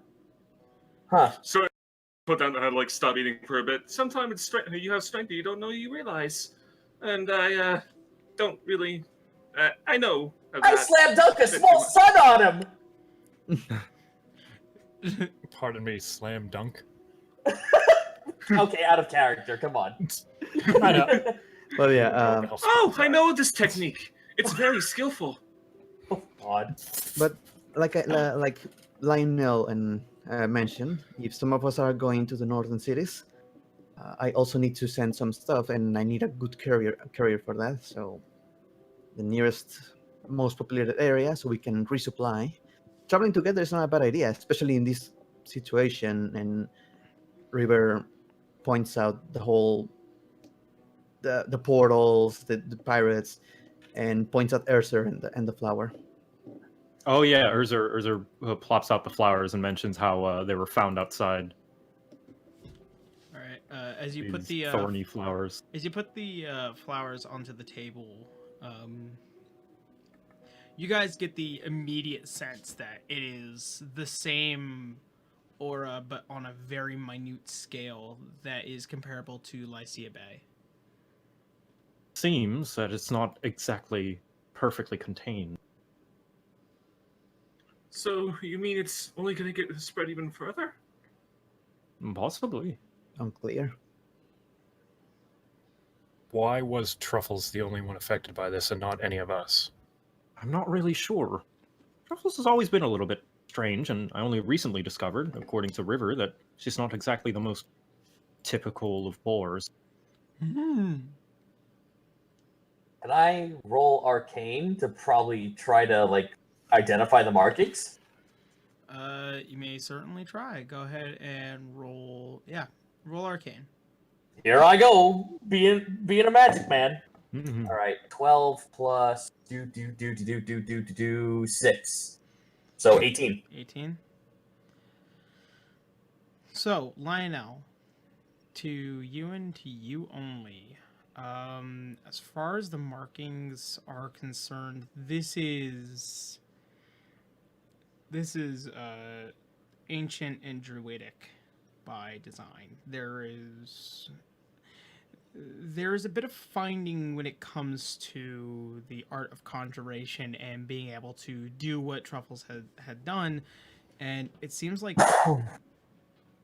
from what Bless you you. can tell, from what you can tell from readings and from understanding different practices when it comes to both nature and the arcane, Truffles isn't normal in the sense that she might not be either from this world, or she might have basically been born from something else that came to this world. So here's a question. With that knowledge, would Lionel know that multiverse is a thing, considering he's a wizard? Yes, being that of the conjuration, yeah. Awesome. So I'm gonna have Lionel kind of just like slide whistle pan a book from the library into his hand. All right. As it does, it comes flying out from the top stairs, and it comes around and just barely misses Garu's head, and it lands in your hand. And it flips open to the nearest page that probably dictates a lot about the multiverse and where each dimension kind of sits, where the grand map of each plane of existence kind of is set on its 2D on a 2D plane. So pretty much as you can see it as is, and that's how you can basically tell. It's just that's the where it is. Oh, well, judging by the markings on her and reading through this, here's your problem. Definitely She's not from this Definitely from the sorry. Beastlands. Definitely from the Beastlands. She's not from this plane of existence. What? She's from the Beastlands. I hold up the picture and I show it to everyone. So, as you guys begin to kind of read what is the common language, the Beastlands is a dimension where pretty much all of plant life and beasts, and where this is the home of Melora. This is where she kind of just takes care of, beasts of the arcane, and where magic kind of resides within druids as well as hunters, and where plant life flourishes, where the beast life flourishes. From what you can tell, this is probably your best bet based off of its history, where it's from. She just might not be normal. She might just be something chosen by the gods. You don't know. There's a lot about from what you can read versus what you can glean off of Truffles. Mm-hmm. So she's like the Yankee from another plane. Well, you don't want to make it so black and white like that. You know what I mean? Not from here. I wouldn't say that much. You said that Truffles could be touched by another plane? Not, possibly. There's a lot of questions that Truffles brings up, but not many that any of you can have immediately answered based off of the information at hand. Everything in quotation. Yeah. Close the book. It says, "Thy scribing for dummies." Huh. Well, Truffles, did you know anything about this? She just kind of... What can I nods sense from head her around. body language, I guess? Make an insight check. Okay. Hi, I dropped it. Truffles shrugs. 12? 12. From what you can tell, she probably looks more confused than any of you. Hmm. You get the Yeah, what you you get know, the she's a oink. You get the oink version of I don't know. Oh. She's just a dog looking at you out from around the corner, like, Yeah. just poking his head around. Lionel throws the book up in the air and it stops in midair and just floats back up into the fucking room at the same speed. Whoop. Meow. Sorry. I apologize if I interrupt, but if I may, talking about the whole grouping thing. Oh yes, well I don't see quite any. I can't think of a reason not to, considering that we're all going the same way. And I mean, this place could use a little bit more life inside of it. I think it's mutually beneficial. Mr. Can't see why Keynes? not. I agree. As he keeps eating morphs Stu. Alright. Lionel looks over to Canis, though. I know it's not quite the luxury you're used to. I heard the woman say you were some kind of noble. I'm sorry, this house is not some place for a prince. I only heard about royalty in storybooks. It's better than a tent, I can tell you that much. Where are you? It would also where be is- better to be traveling with multiple people. Where is your family from, Mr. Kenneth? Where are you from? DM? Yeah. You are from the house of Metellus, and it is within the upper echelons, the inner circles of Orario. Within its main walls, there is another district, which is the royal district. This is where the king and the queen reside, along with several other aristocrats and nobles that kind of congregate and kind of take care of things with the general public, depending on what area your house is. Once again, this is also the topic of how you are next to the House of Hope, which is the house that the goddess Aria kind of took 100 years ago, and this is where she began her rise to godhood. Being, residing immediately right next to that house is kind of a big deal. And with your family line and your lineage, it's really meaningful to the city that you are in the position that you are in. Mm-hmm. So I relay that to everyone. Say, I'm fairly important. And has a slowly emerging shit-eating grin as he says, Kind of a big deal. Mhm. It's sort of a Lionel- big deal. As he's saying that, Lionel next to him slurping up a fucking frog leg. Aw. Okay. Well, Mr. Keynes, if you don't mind traveling with a bunch of commoners, your help, exactly a choice. your abilities will be really helpful. I want to say that good on you for trying to guide the team during that combat. To stay together, it was a good idea. A little sad that didn't go that well when Garu threw, Lionel up the roof. Oh, that's quite all right. And you hear Lionel kind of just like mutter under his throat, "Suck it, Roland. I made friends. Yes, this sounds great." Aw. I wanted to follow the plan, but I was not going to leave Lionel by himself, especially when that thing flew right for him. Well, you certainly set me at ease. It was kind of a brash decision. No worries. Plans tend to fall apart after your first engagement with the enemy. One of the first things that they taught me. All right. You said this was your first mission, right? Yes. Quite respectable. This is your first mission as a marshal. This isn't your first mission. Okay.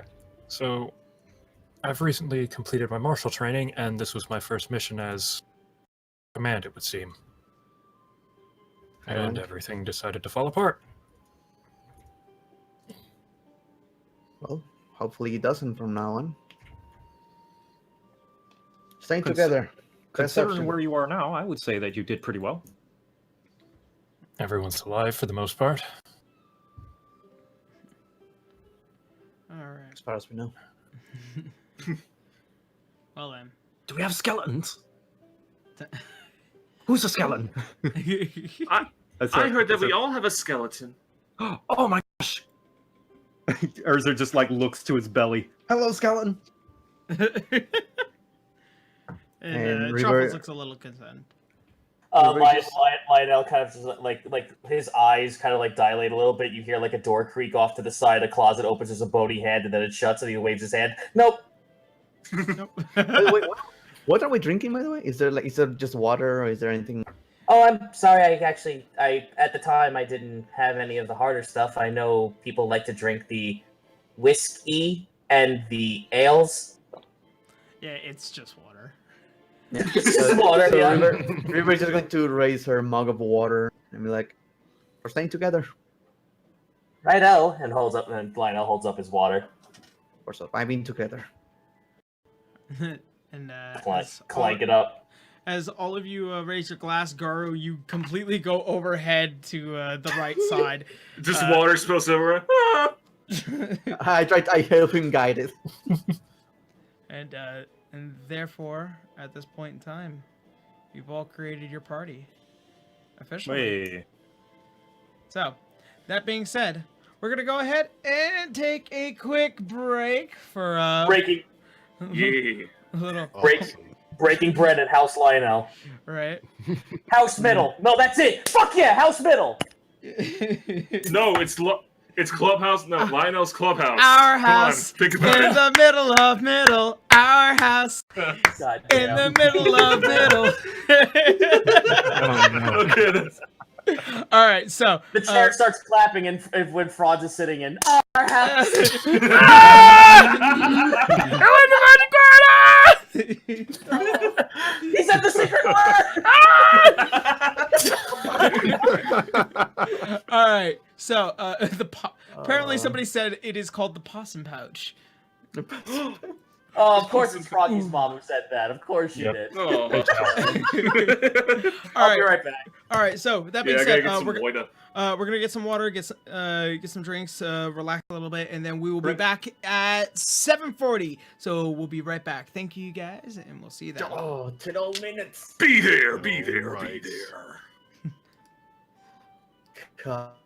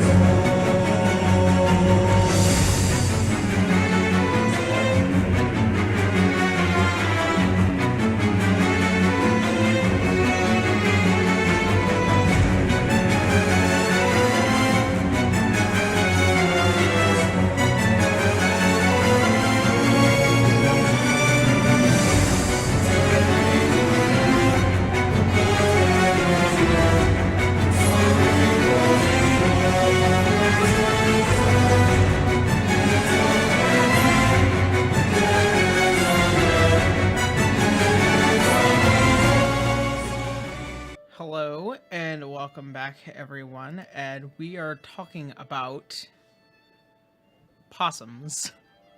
Sorry. No. We have a possum. We have a possum. We have an awesome possum.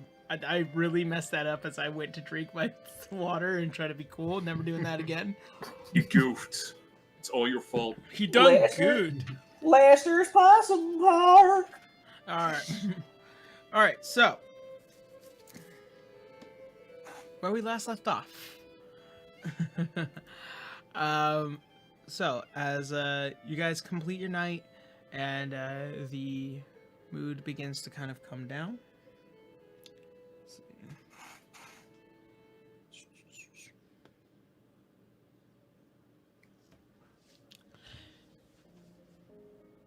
As the night proceeds on, not a single moment went by without the knowledge that all of you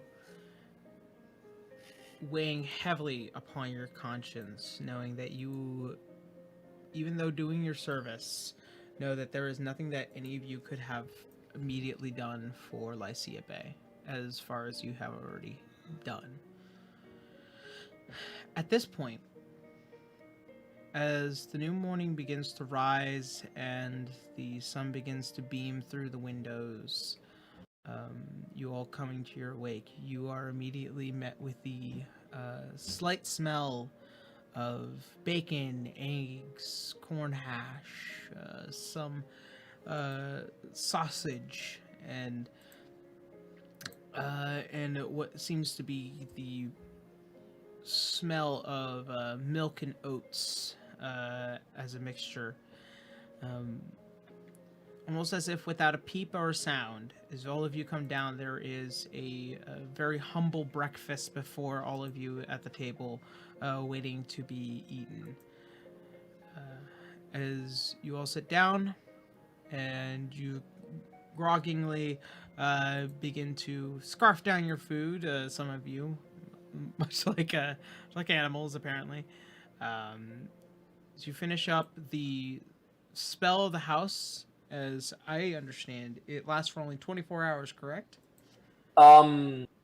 It lasts for as long as I want, and it says here that if I keep it's stationary for 10 months, it becomes permanent. Oh. It lasts 24 hours, but you need to recast it for it to stay there. Yeah. So it lasts 24 hours. Okay, fair enough. So 24 hours is the cast time, but yeah, if I wanted to make this a permanent house, I just have to keep this up for 10 months. Okay, good to know. So, as you begin to notice that the spell kind of, as it begins to slightly waver, at the beginning of the day, you do know there's probably maybe about 8 hours left before you need to either recast the spell or kind of let it crumple back down into its hammer. Can I manually just back it out? If you decide to do it within the house, that might be a little bit of trouble, but... No, not obviously within it when we go out, when everyone's outside. Yeah, you can basically turn off the spell by the time you leave.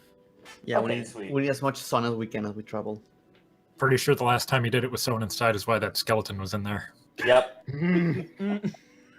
Wait, what skeleton? Nothing? Nothing. like just a fucking spoon hits the table. Oh, this conversation's done. Let's go outside.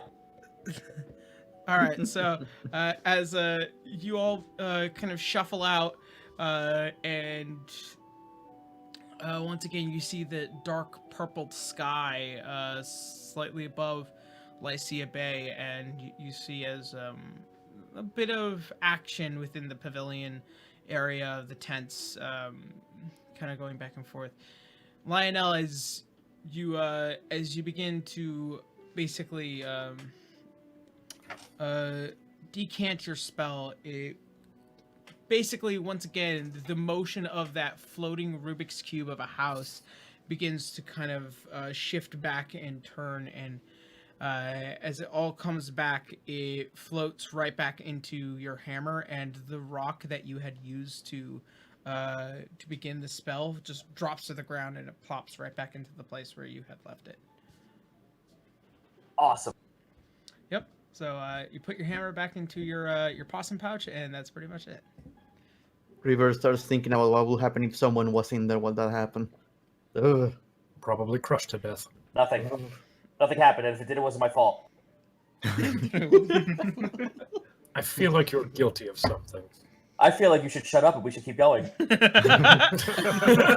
Larry, your touch is showing. I need more backstory on this tower, No, Chris. No, that's not in character. I refuse It's to not in be character. canon. Yeah. A very brave thing to say to a cop. What are you, a cop? You're not guilty if you don't get caught. Kinda. But yeah, so we are well fed. We are all ready. Washed off my clothes last night. Damn. All right, so Rubik's crib.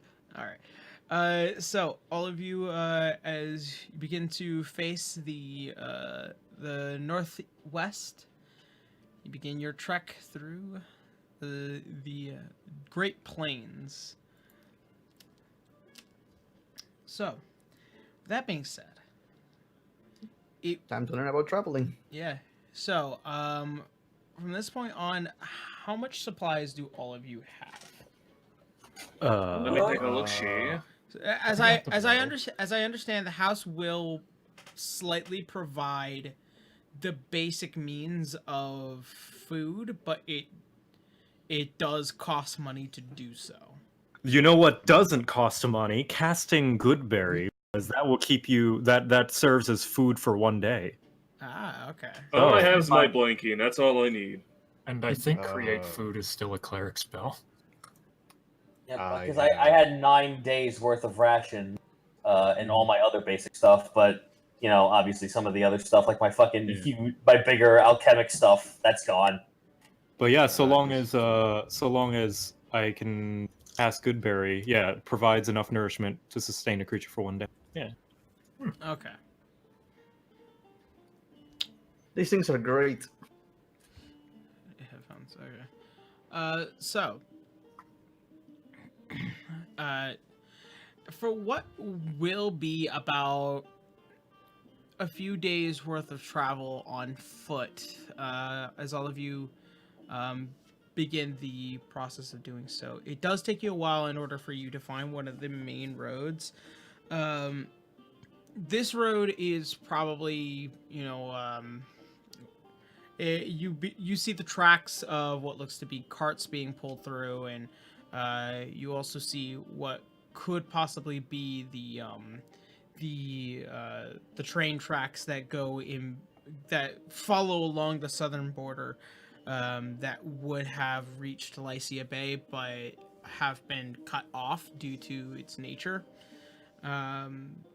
From this point on, you see the main road begins to reach into the Great Plains, where it's a wide and open area. Very few tall plant life exists, like great oaks and red oaks trees that kind of sprout sparingly, but they don't burst full of life comparative to the Emerald Enclave Forest.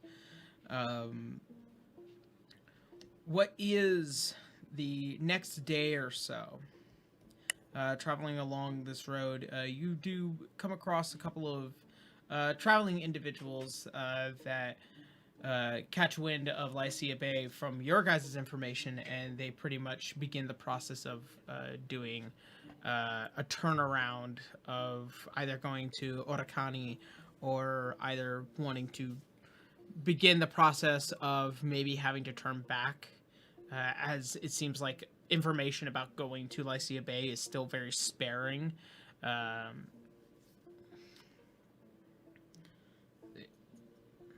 Waiting for Boo. And I'm assuming that every night that you guys do spend, you're going to be spending it within the tower. I believe so. Probably. So long as Lionel casts it. I just want everyone to understand, though, that I want there to be I want everyone in the chat to at least envision one scene where everyone's setting up a camp and then they all look to their left, and the camera pans out in the tower, and there's fucking Lionel flossing on top of a Fortnite tower. Oh yeah, You just wanted that said, didn't you? Yeah, no, I want that to at least happen once, and now we may continue. Okay, set straight. so that vision's fresh in my mind. Good. So, with that being said, for the past 2 nights, within the travel of the Great Plains, have been relatively easy. You guys also begin to see one of the major thunder tracks or train tracks that go separately outwards from the main city of Orario. You begin to follow the one that is the south track. It does take you somewhere along the lines of the beginning of dawn, closer towards dusk, before you begin to see the giant 60-meter high walls that are Orario. As you guys begin to look, it is just covered not only just by stone, but also steel and wood that seem to kind of clamp closed as they twist. Each space along it seems to also have like a slight color coding, as you notice that the wall, as you follow along this southern end, is mostly black. As it begins to spread out towards the other areas, one starts turning a hue of a bright airish green, and along the other area you begin to see as it turns into a deep sea blue, as it begins to kind of wrap around. This metropolis of a city is kind of like the Emerald City that you could imagine, but it is far bigger and far more massive than any other that you've ever seen. As you begin to kind of encroach upon its basically its glory, the sun begins to set behind you towards the south, and there you see what several gates, what looks to be the border control for Orario. So, that being said, each one of you, as you begin to get closer to the door, you see the full-plated armor of each guard as they stop you. Who here would like to be the face? Oh boy, it's gonna be me again. Everyone else is a goddamn hobo, so I guess. Come on, nobleman. All right. So, Good day, gentlemen.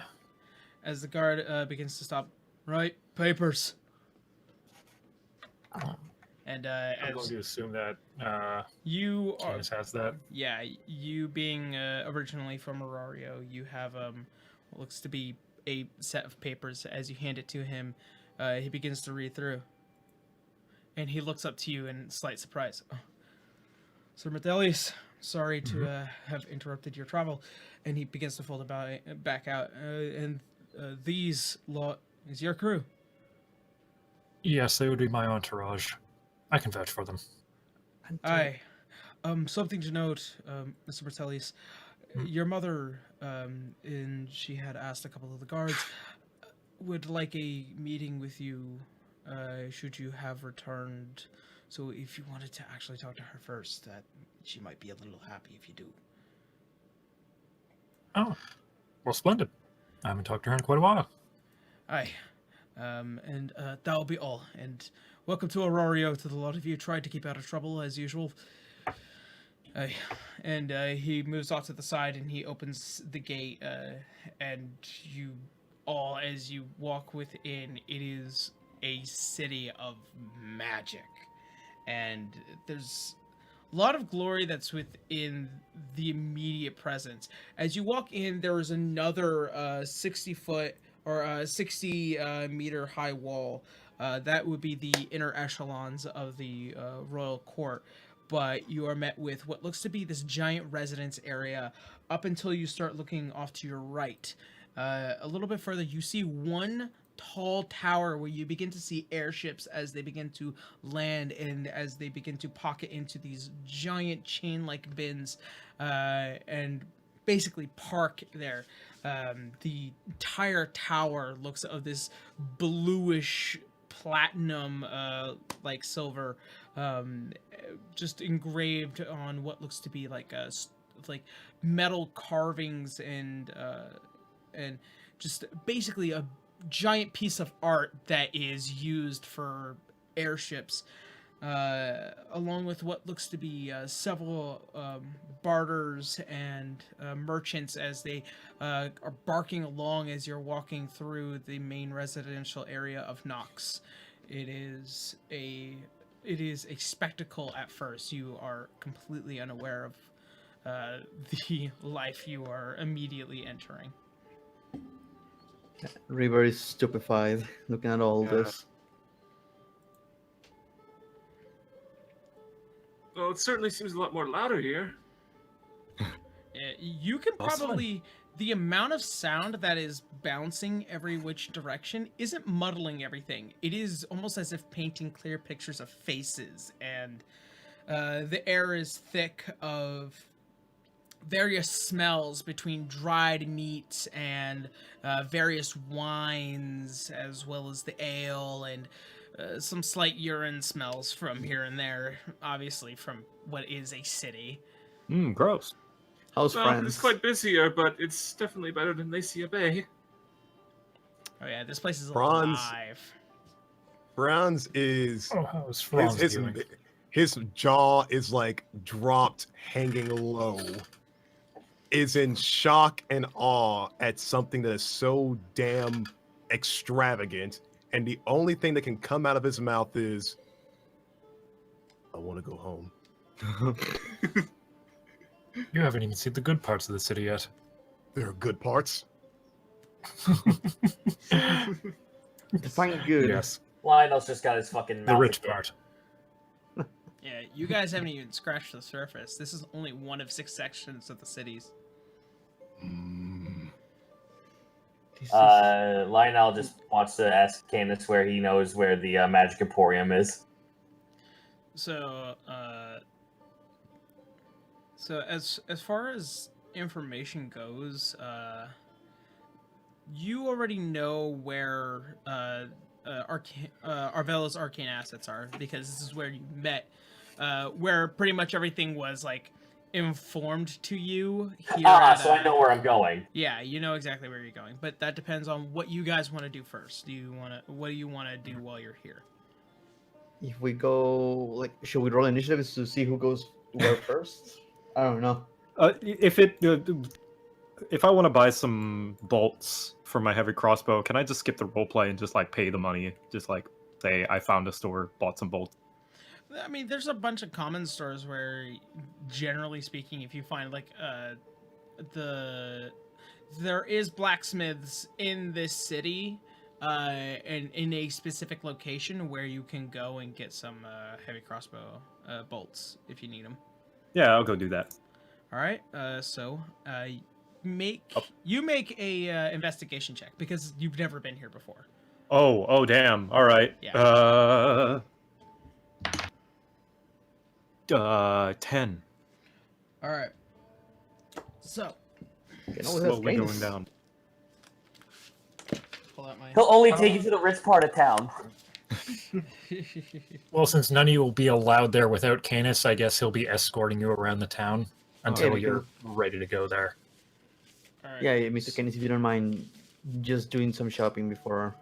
All right, so Guinness, you lead the party to Igneous, which is the northwest area of Orario, right above where a lot of the Royal Navy and the shipyards are. So in this area, you see what looks like a giant coliseum within your guys' view, and around you see multiple houses and buildings where there are furnaces always burning, and the fire and the smoke as it billows out from its chimneys. You are within what is the blacksmithing section and what looks to be where combat and fire and the heart and soul. Here you also notice there's a few churches of Cord, the god of war and combat, and basically the honor of fighting here.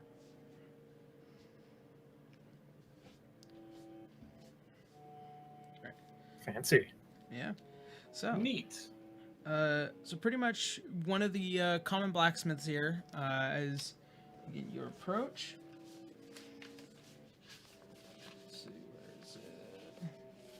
Always have my notes. Always have my notes.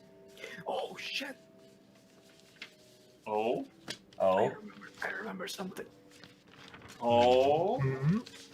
All right. Mm. So, as you walk up into one of the common blacksmiths, not too far from the main inner circle, here is the building isn't ramshackled. It's definitely where a lot of weapons get tested on in the front because it's made of mostly wood. The steel bars, cross hatching and spiked are the windows here, so pretty much anything that would hit it would glean off. You could definitely see it. The entire front side has been practiced and practiced again. Here there are several also barrels just haphazardly set across the front. As you guys begin to walk through, you notice that the back half of this house has no immediate roof, and the roof under here is mainly where you can see the shop area. As it goes towards the back, you see the giant furnace, only with a small covering, only to keep the rain out, and what looks to be a short but very thickly built dwarven man with a very gnarly beard and looks to be spectacles with several different little gizmos and gadgets along it, and and what looks to be a reddish leather based apron where he keeps a lot of his tools in the front, and this giant belt where he keeps it off to his side. His gnarly beard of a slight amber color, his eyes a very a bright green, if I would kind of comparable to like a marble, I would say. And you can see as he's working away with one of his big hammers, just and he turns like, "Hey!" He starts shouting to all of you. Good day, sir. I believe my friend here was looking for a blacksmith for purchases, were you not? Aye, just a moment. And you see as he begins to work on the rest of whatever piece he was working on, and he throws it what looks to be in this giant vat of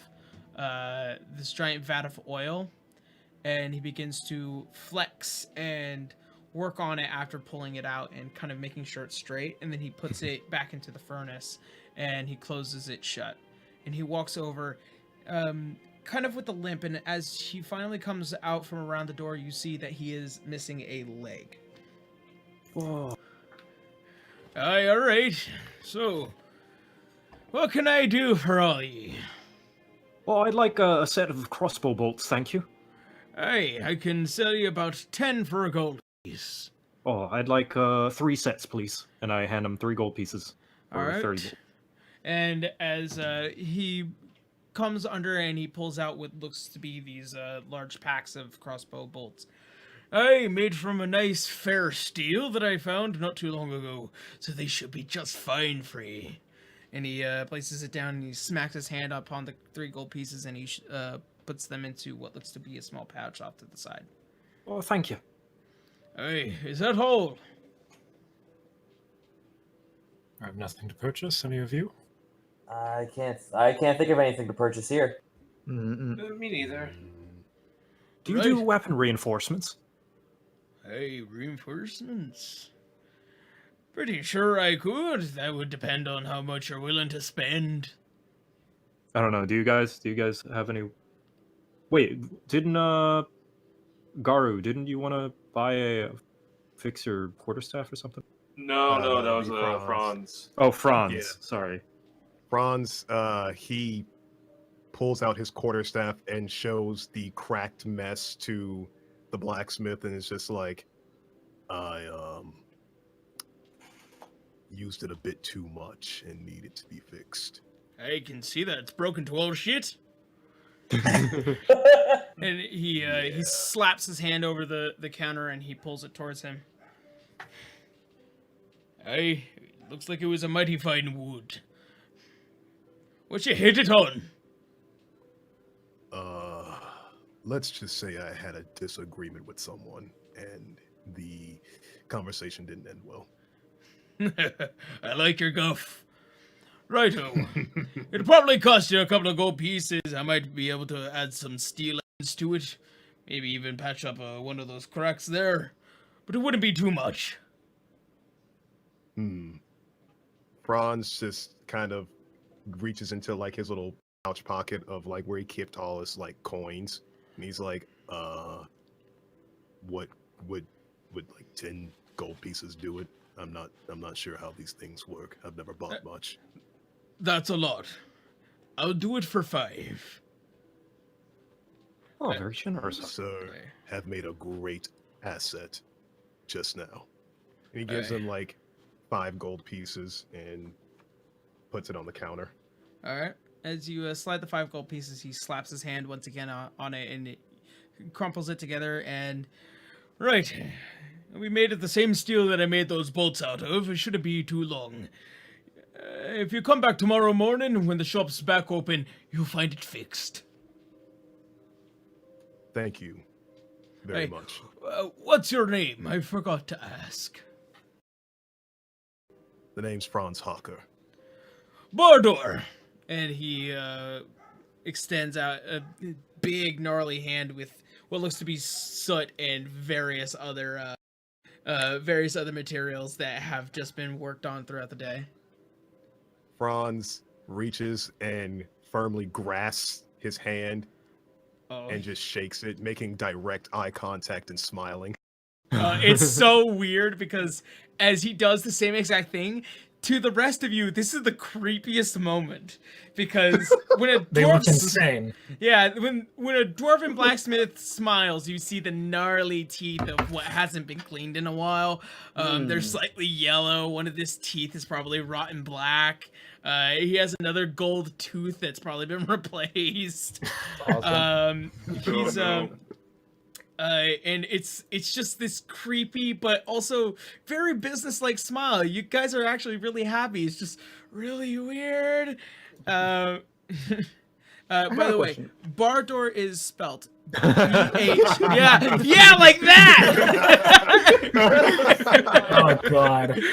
Bardor is spelled B-H-A-R-D-O-H-R. B-H-A-R-D-O-H-R. Bardor. All right.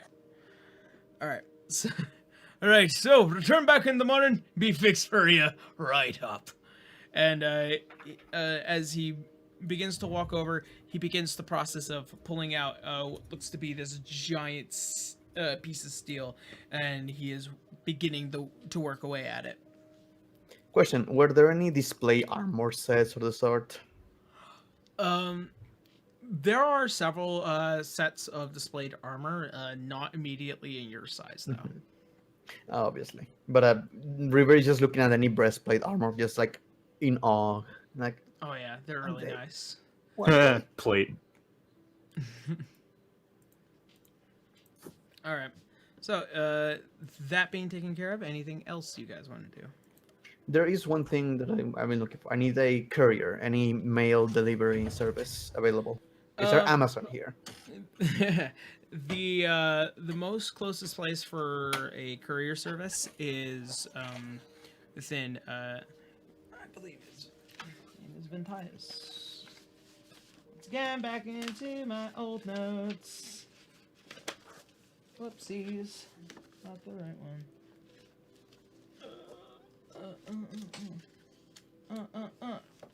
Nope. The name is on D&D Beyond. Which, by the way, I really hope that D&D Beyond allows me to start accessing other things aside from the source books. That'd be really helpful. Like being able to access my my campaign stuff. That'd be great. That'd be fantastic. Yeah. That would be wonderful. Let's see. Here we go.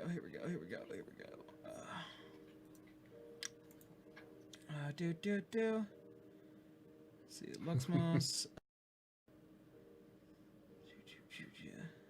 And we're like in the good part of town now, right? Yeah, this is Ignievale. Let's see, and then Ventimore is the area that you guys want to go to. It's where the trade and where a lot of come through and couriers and all that stuff. All right, I'll save reprint those old. I'll save my thing till later then. All right. Wait, you want to go later or now?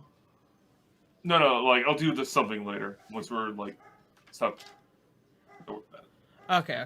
So, as you guys begin, this is, by the way, the travel in this city is basically like 30 minutes between each section of the city.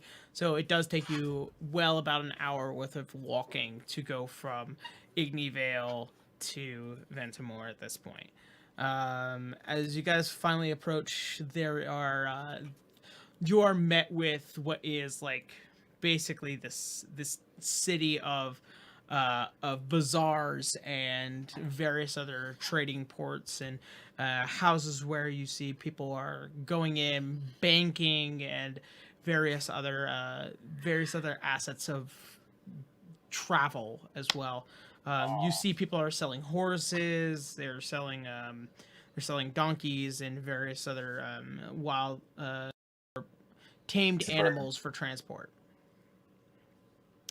So, at this point, you guys find a small house where what looks to be the symbol of Hermes, as he does exist in this world. As you finally approach, you are met with what looks to be a single individual as he is kind of going over. He has glasses. He's a short, gnomish looking individual, and with slick back brown hair, these heavy bags under these slightly blue eyes. He seems to be wearing what looks to be an official uniform, a vest colored in a turquoise, and these brown slacks with what looks to be the striped undershirt.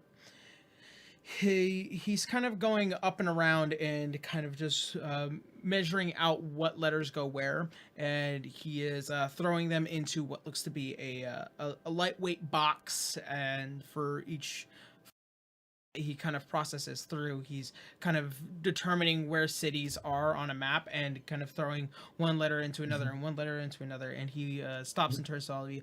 Yes. Well, I'm looking to some supplies to make a package and send it to delivery. Yes.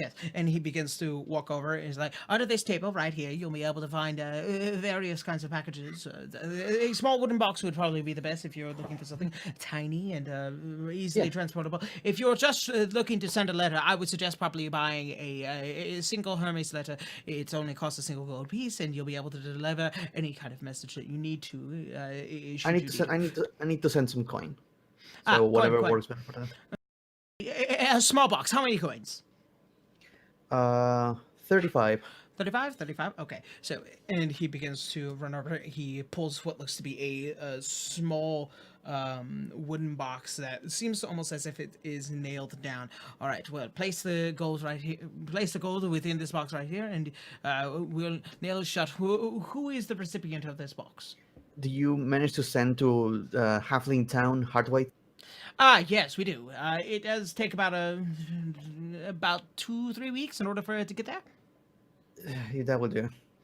Right up. Well, and then he basically slides the gold pieces as you put it onto the table into the box, and he clamps it shut, and he takes what looks to be these 4 little spikes, and he goes clink, clink, clink, and once again, what is the recipient of this box? Oh, it's going to go to the family of shoemakers, Serpia Baum. My mom. Who again? Serpia Baumjäger. Serpia Baumjäger. All right, good. And he takes what looks to be this this tag made of a very thick material, not like leather, but like a slight cloth, and he begins to very politely writing down the name as nice as possible. And who might you be? River Baumjäger. River Baumjäger. And he begins to write your name, and he ... and then he basically takes the box and he tosses it into another box. Oh, just make a note. If she's not home, Orio will receive it. My dad. Oh. Very good.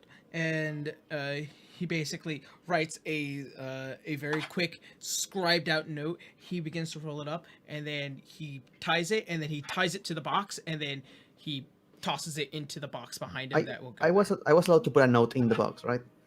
Oh, like just to notify, like, here's the money. I'm doing okay, basically. Okay. So it all goes into the box. Either which way, it all gets tossed the same way, and it hits the back wall, and it falls into what sounds like was an empty box going to Hearthwaite. Man, UPS has really gotten shit with this fragile stuff. Pretty much. Taking away 35 gold pieces. You should have expedited it from ground to air. And pretty much the entire cost of this was just a single gold piece for it to be delivered. And done. Based off of weight. So, that all being done, it's like, all right, is there anything else that I could possibly do for you? That will be it for me. At most, I just want some paper I can write in the future. Absolutely. And he pulls out what looks to be a small stack of pieces of paper, and he shoves it into your chest, and then he's like, have a good day, sir. I'm just going to have Lionel sneak a letter to the guy and give him a gold coin. Okay. As you do, make a sleight of hand. Okay. Sleight of hand of 16. 16. I don't think anybody else would want to notice. As you do, you kind of slip the letter towards him, and with a gold piece, and he takes it and so like, have a good day, sir. And he turns and he goes back to his work, and then you see that letter as it is politely put in top of what looks to be a giant box of letters going to Yimnin. I better get a receipt. It's just a fucking letter that says Roland, and it's like all Lionel did was just like fucking like smear his hand on ink, and it just says, haha, I have friends, idiot.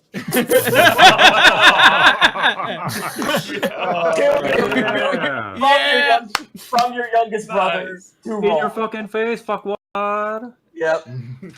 All right, so after what was that speedy exchange with this individual, you guys are immediately met with the night air of this what seems to be almost like a 24-hour bazaar here. There are various individuals that are no longer of almost human relations, but you begin to see elves, 1 or 2 drows that have somehow made it into the city and begun opening up their own business. It's really weird because since the of the age of esoteric, it seems like they've kind of tried to put themselves back into society. They're not well appreciated, but during the nighttime is definitely when they kind of made their life. You also begin to see various dwarves and tieflings and half elves and people that you would commonly see during the nighttime as they begin to kind of overtake their area in the bazaar. I guess if we are done with our purchases, at least I'm done. All right. So at this point, And wait, you- Canis is like guiding the group now, right? Yeah, Mhm. yeah. All right. So at this All point, right, he's what showing do you off his guys do? town. All right. So what are you guys doing now? I'm Does done. anyone have anything to do before? Magic We go to shop, my home. magic shop, Oh, magic yeah. shop, magic Oh, shop, yeah, magic magic shop. shop. Oh, What are you gonna take us for?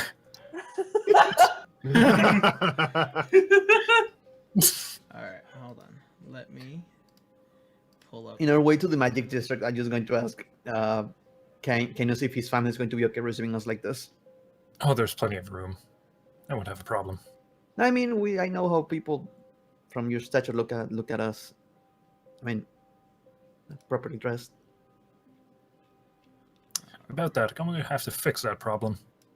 But that's problems for tomorrow. All right. So I have all the things that would probably be in his shop.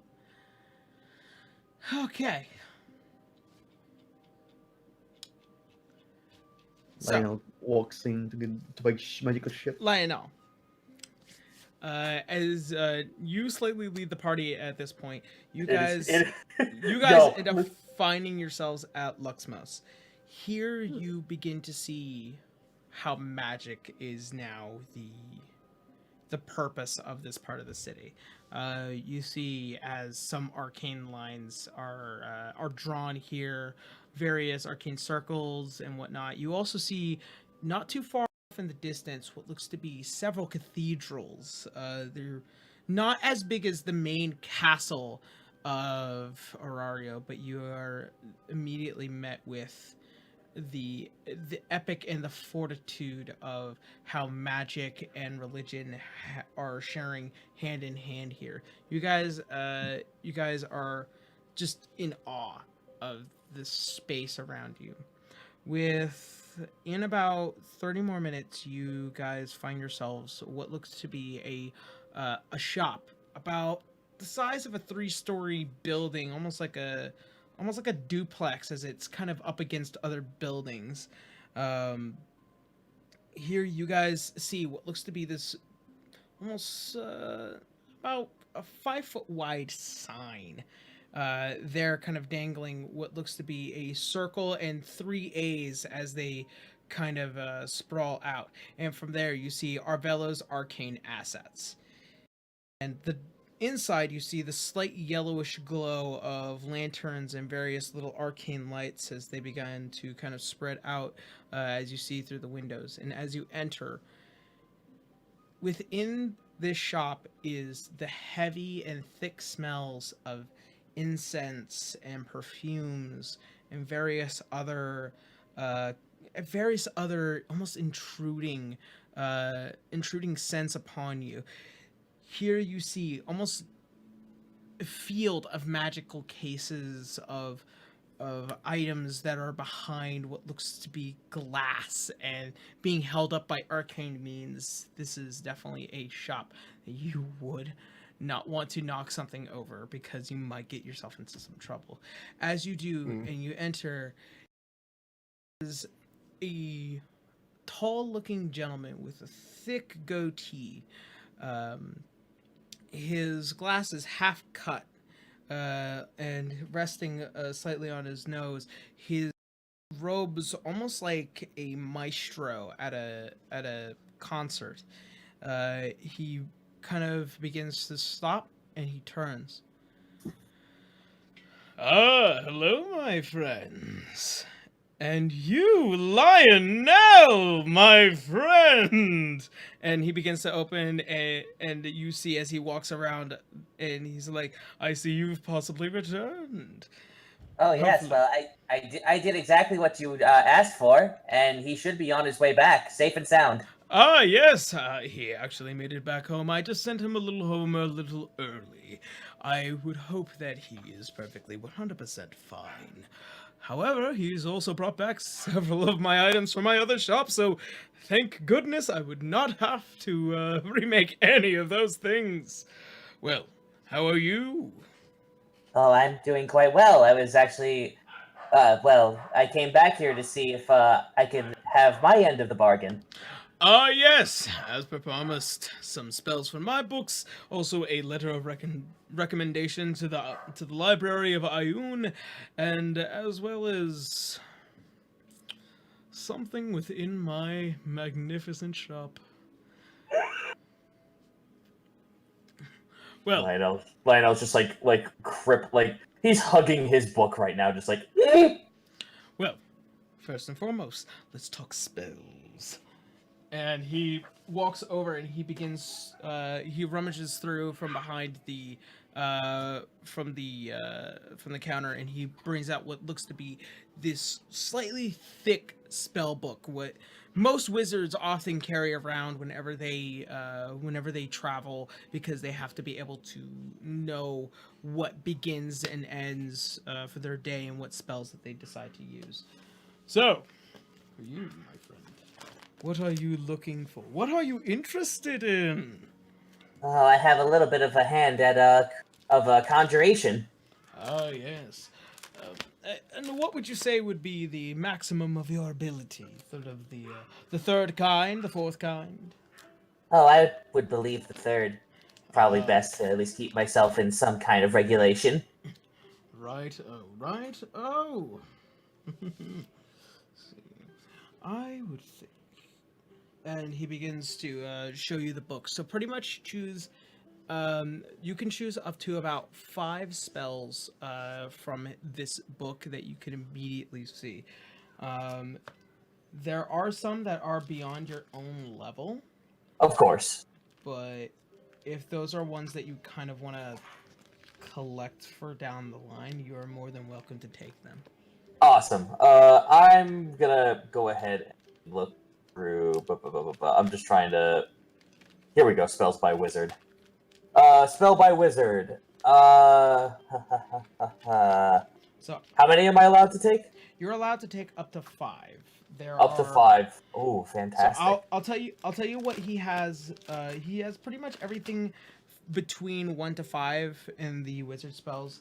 Beyond 6, I will tell you what he has. Let's see. So he has beyond 6. He has Odaluk's freezing spear. He has Sunbeam. And let's see what else. And then he has Wall of Ice. So those are the ones that level 6. Level 7. He has Firestorm, Finger of Death, Plane Shift. Finger death.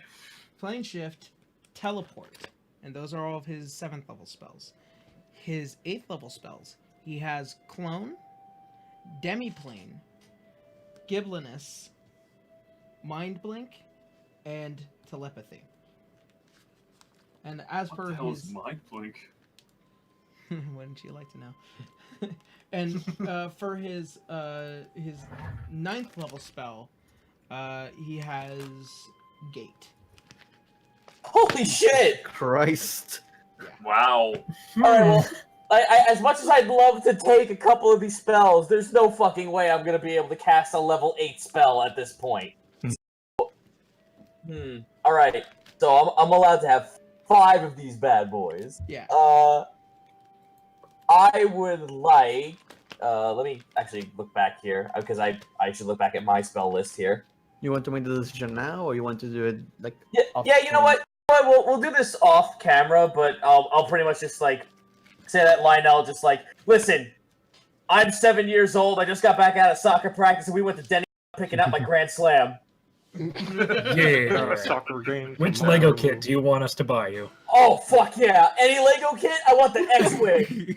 Oh no, that's always on. That's never on sale. Oh my Wamoshinderu. All right, so I'll go ahead and pick the 5 spells after this. All right, fair enough. And We so can't afford Legos. You get Connects. And so from What's that, wrong for the sake of brevity, he's like, mighty fine choices. I'm glad that you've picked some to your liking. Well then, Indeed. and as such, he also pulls out what looks to be a small letter from his wonderful blue maestro outfit. It, as he pulls it out, you see what looks to be the seal of Ayun, just basically, and as well as what looks to be several arcane writings along it. It's a sealed letter, and he hands it over to you, as promised. Oh, he Lionel shakingly takes it, and just looks at it, just like, oh, I did it! I finally did it! I'm gonna be able to cast all the really nice spells. And finally, something within my shop. I think I would have a good idea, something that might be useful in the long run. I would suggest this to any party of adventurers, along with several mighty friends here. Perhaps a bag of holding. What? Lionel just Oh. mouth agape Muppet style. Yes. Very well. What's a bag of holding?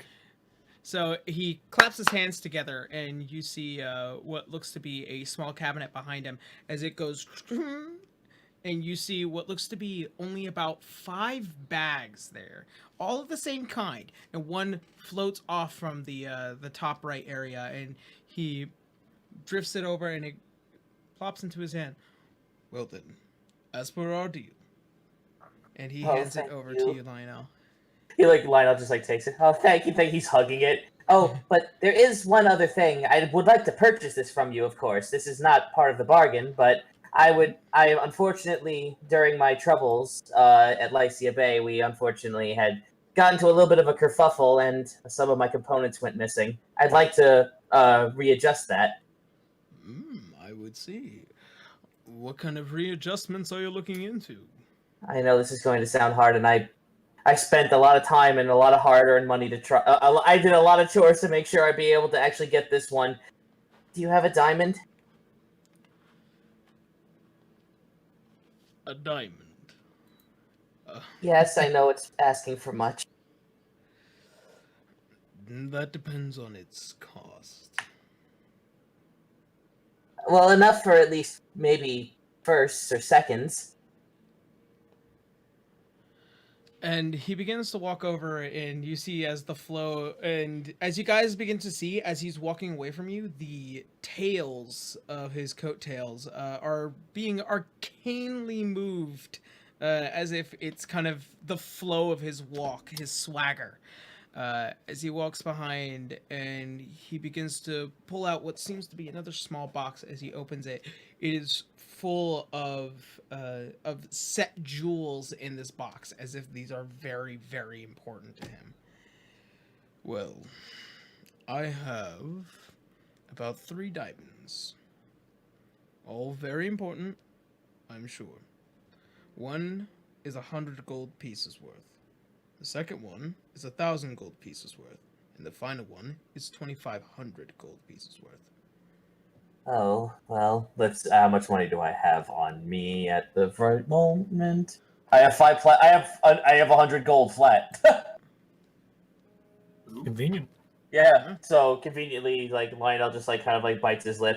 I understand that these are very expensive. I'll take the 100 one, and he just tilts the bag over and lets out all the money. Oh, as it does, it almost as if it springs, and then it kind of, the coins drop on top of each other, and they begin to stack high, each one in its relative form, and then the last of the platinum pieces as they stack right next to the other five tall stacks of gold pieces.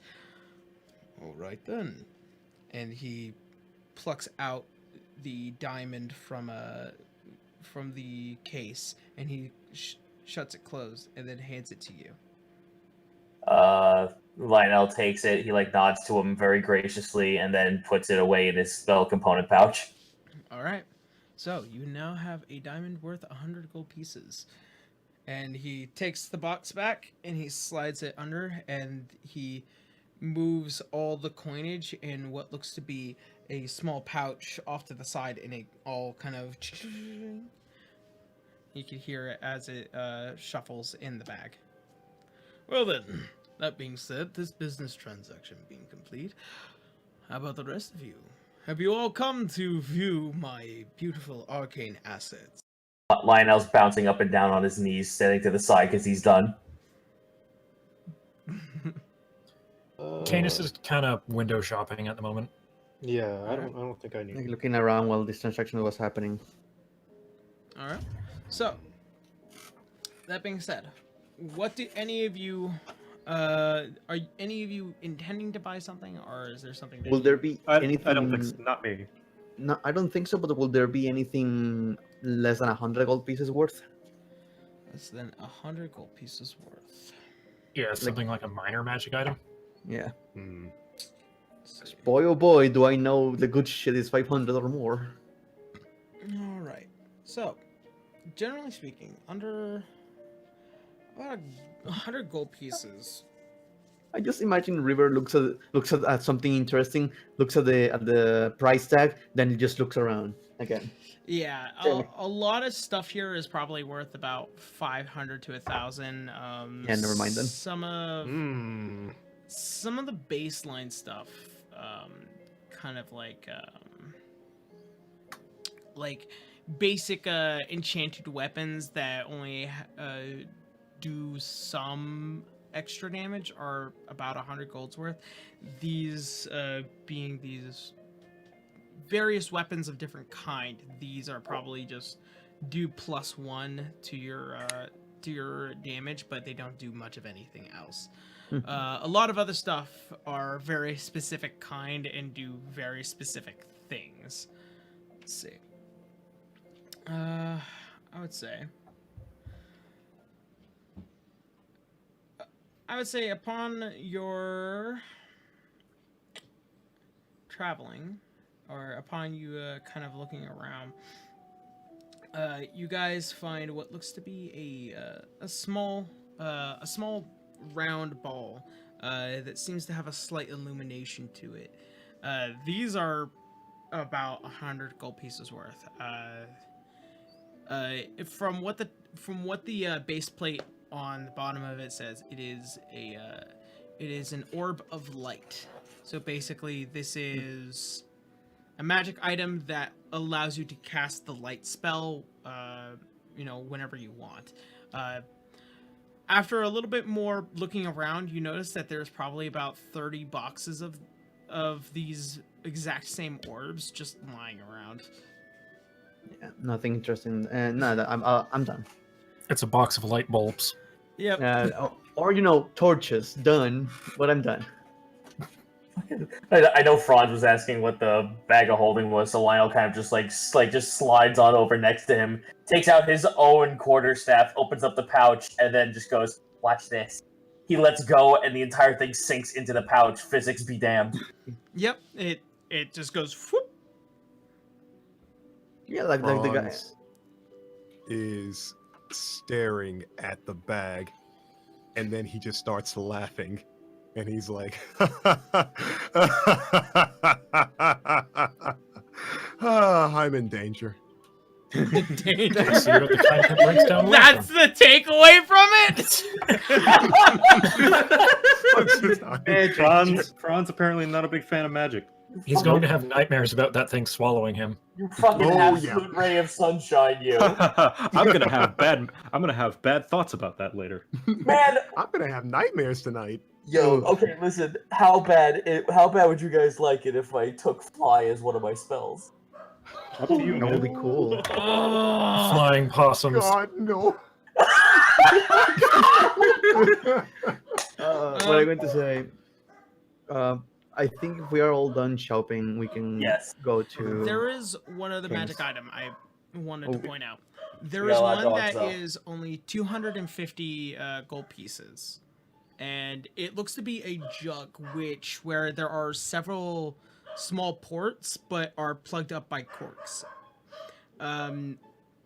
It says, "Please do touch," And as to any of you that do pick up, there is a bit of sloshing sound to it. And as you put up, you can't really determine what kind of sloshing. And so, if you wish to ask what it is, I'm pretty sure the information would be led to you. Or the nameplate, as it would be called, the alchemy jug, which pretty much it will produce whatever liquid you would need it to be, based off of what you would ask. Oh yeah. That is so cool, but so out of my range. I lose interest. When this says any kind of liquid, does it mean any kind of liquid? It can produce acid, basic poison, beer, honey, mayonnaise, oil, vinegar, fresh water, salt water, and wine. I'm still astounded that mayonnaise is on that list. Mayonnaise. Mayonnaise is a liquid. Once every day, it can produce up to 2 gallons of mayonnaise. If it can make mayonnaise, does that mean it can make Too much. make other condiments? It makes honey. It makes vinegar and it makes oil. So honey mustard. Can you have them shoot out of it all at once through the same nozzle? No, you have to Oh, ask gross. it. You have to ask it to make one thing at a time. Yeah. Mayonnaise. Mayonnaise! Mayonnaise. That was too much mayonnaise. So yeah, Not enough. that is the next closest thing that you could possibly do. But Yeah, I'll write that down for later. But yeah, like pretty much the only things that are about 100 worth is the weapons, the baseline weapons for like a +1. No.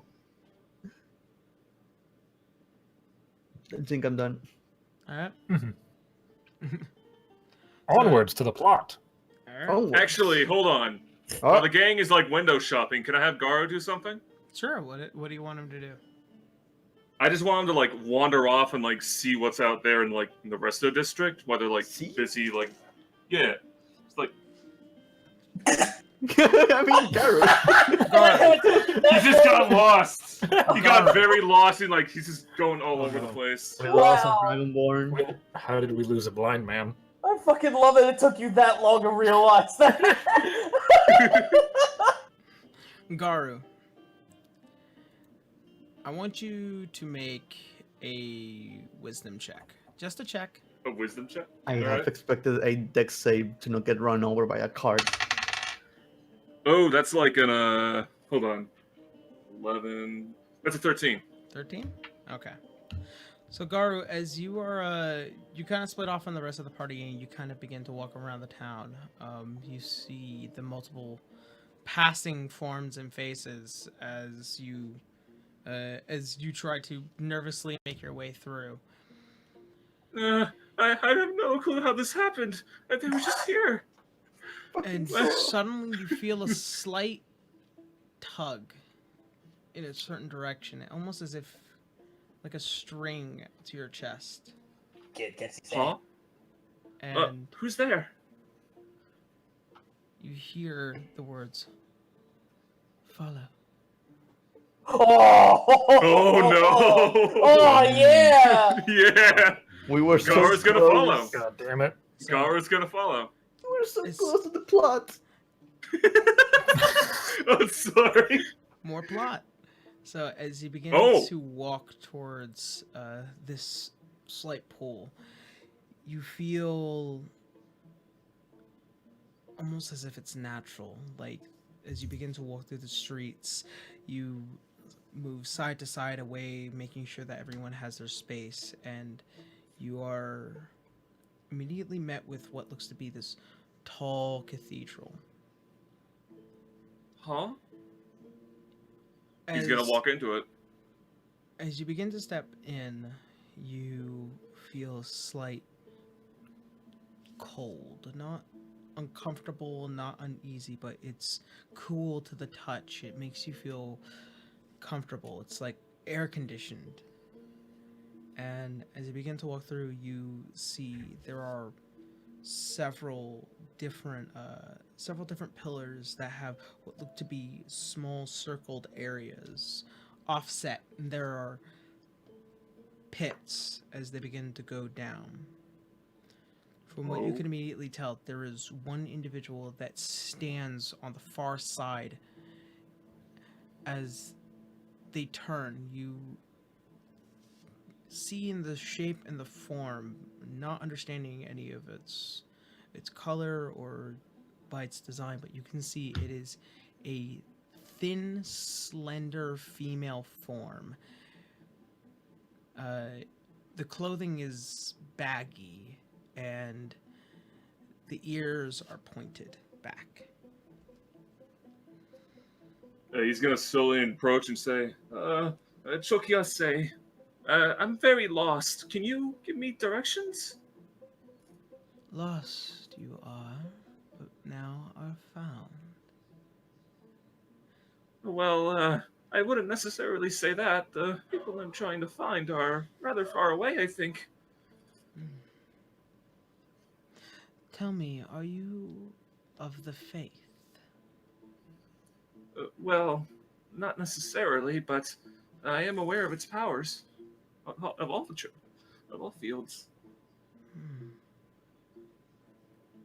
As she begins to walk over, she walks down into one of the pits full of sand.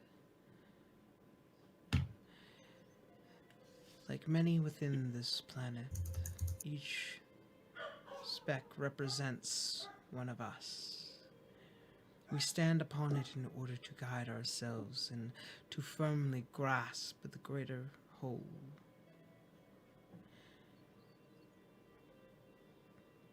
Do you know what it is to defend? What it is to guide? Well, I certainly wish to know someday. I'm actually trying to figure this out.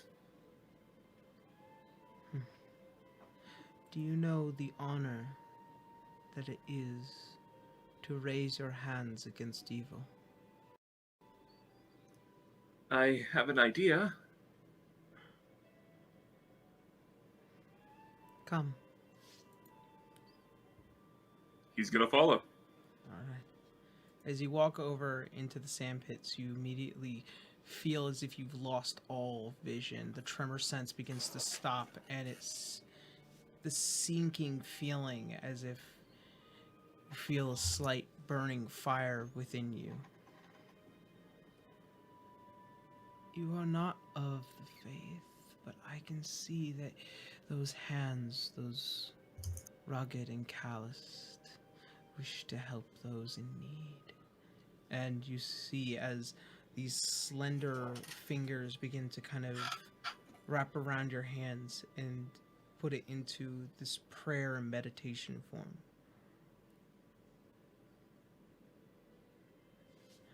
I think through war, through guidance, through power, you might be able to open a new eye. Well, it certainly would be more than one that I have right now.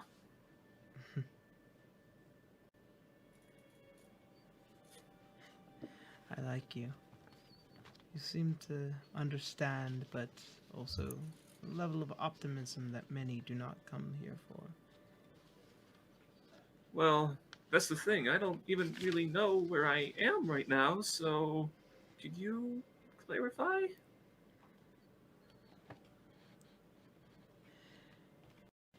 You may call me Diaxis. I am a priest within this house of Cord. Well, Chokiase, the Axis. My name is Garu. Garu Kali. It is a pleasure to meet you. It is a pleasure to meet you as well. I would hope that I meet you again very soon. Well, what makes you say that? The world is at play, and I feel like there are things set in motion for you, Garu. Not yet to be known, but I feel it.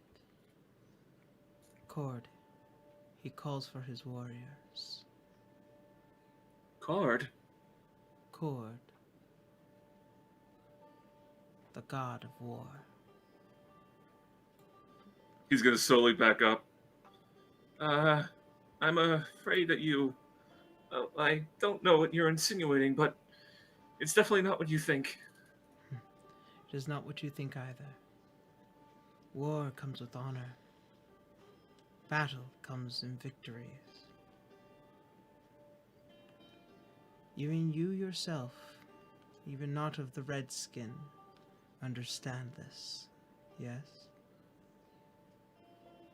Well, I mean... He's just gonna, like, be silent for a few seconds. After war, there is always peace. And there are those who fight as peacekeepers. There is a fire within you, Garu. I can see it. Not yet guided, but it is there. You should Well- probably find your friends. Yes, of course. Could you help me with that? Where were they? Well, they were at this shop, but I kind of got messed up in the crowd, so I think I know where then. And you can see suddenly there is this energy emitting from her, almost as if like a small guiding pulse. And she takes your hand and she leads you out of the house. And she points in one direction. I think your friends might be there. He's just go. Till we meet again, Garu. It was a pleasure meeting you. But don't just say, take care. He's just gonna, like, go in that direction.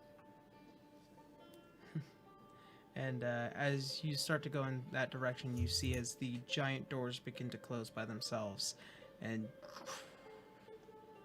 shut. And within a few moments later, you find yourself within the premises of Aravella's arcane assets, and you hear the same sounds of your friends. Everything is so expensive. And then this Of one course allows it's me to. expensive. It's magic. And then this one, Franz, allows me to walk on walls without even having to climb anything.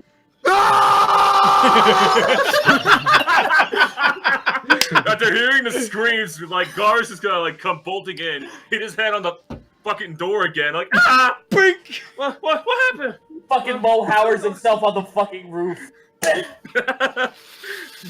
What happened? The most exciting things that could possibly happen. Hello, friend. I was just telling you about all the spells I got. See, I got this one called Witch Bolt, Magic Missile, gotta have one of those, Flock of Familiars, Spider Climb, and the best one, as he leads it into his ear. So, Garu, how are things for you? I'm doing wonderfully.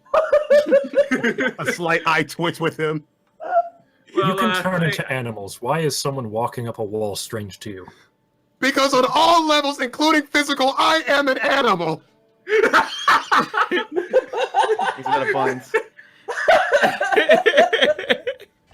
Gar's just, like, fucking dumbstruck, like, well, I don't understand. It doesn't matter. I'm just glad that I found you again. All right, so at that point, we're gonna go ahead and call it a night here. All right. Yep, so Hey. I went ahead and figured out what those spells were, so I can pretty much just tell everyone here. So, Witch Bolt, Magic Missile, Flock of Familiars, Spider Climb, and then Fly. All Hell right. yeah. Dude, it's looking familiars. Garu got him addicted to being airborne. So that being said, I'm glad you managed to get everything that I thought was going to be very good to have. So we'll be back next week on Sunday, as usual. Hell yeah. Yeah, one whole week. Mhm. I'm very happy. I'm very excited. Thank you guys for stopping by. Thank you guys so much for for just being here and joining along with this adventure. I know no combat this time. I'm sorry. Don't apologize for that. But we got the chance to RP. Look, Yeah. it's fine. It's fine. Next session, we're gonna go to Kane's house and we're going to kill everyone. So that's going to be a party. Oh, God. Party. Oh God. We're gonna go to my house, have a dinner party, and be accosted by pirates again. Oh, for the I want to let everyone know. So, I am doing reruns for the games. I didn't do it last week because we were having problems with the stream. Yeah. Didn't have that problem this week, so I'm very happy. I'm gonna be doing a rerun at 11, and then tomorrow or on Tuesday I'm running it again at 6 p.m. Pacific Standard Time, and then again on Saturday at 6 p.m. Pacific Standard Time. So that way, if you guys want to be able to catch up on the game, or if you want to come by to the stream and watch it on the stream, you are more than welcome to. I want to make sure that everyone still gets the chance to watch and enjoy the game as much as possible. And the VOD will be up on Saturday. I know I messed up. It was on episode 3 was today. I'm really sorry. It'll be up on Saturday on YouTube if you want to go and wait for that. But if you want to come by and watch the VOD here on Twitch, you're more than welcome to. All right. That being said, thank you guys so much for watching. Thank you guys for coming by, and hopefully we'll see you on Sunday. Yeah. Yeah. Later, gang. All right. Chill, tell me that. Wait, what happened? Oh, geez. All right. Have a good night, everyone. See you all. Good night. See you all Sunday. Sunday. See you next Sunday, everyone. Bye, everyone.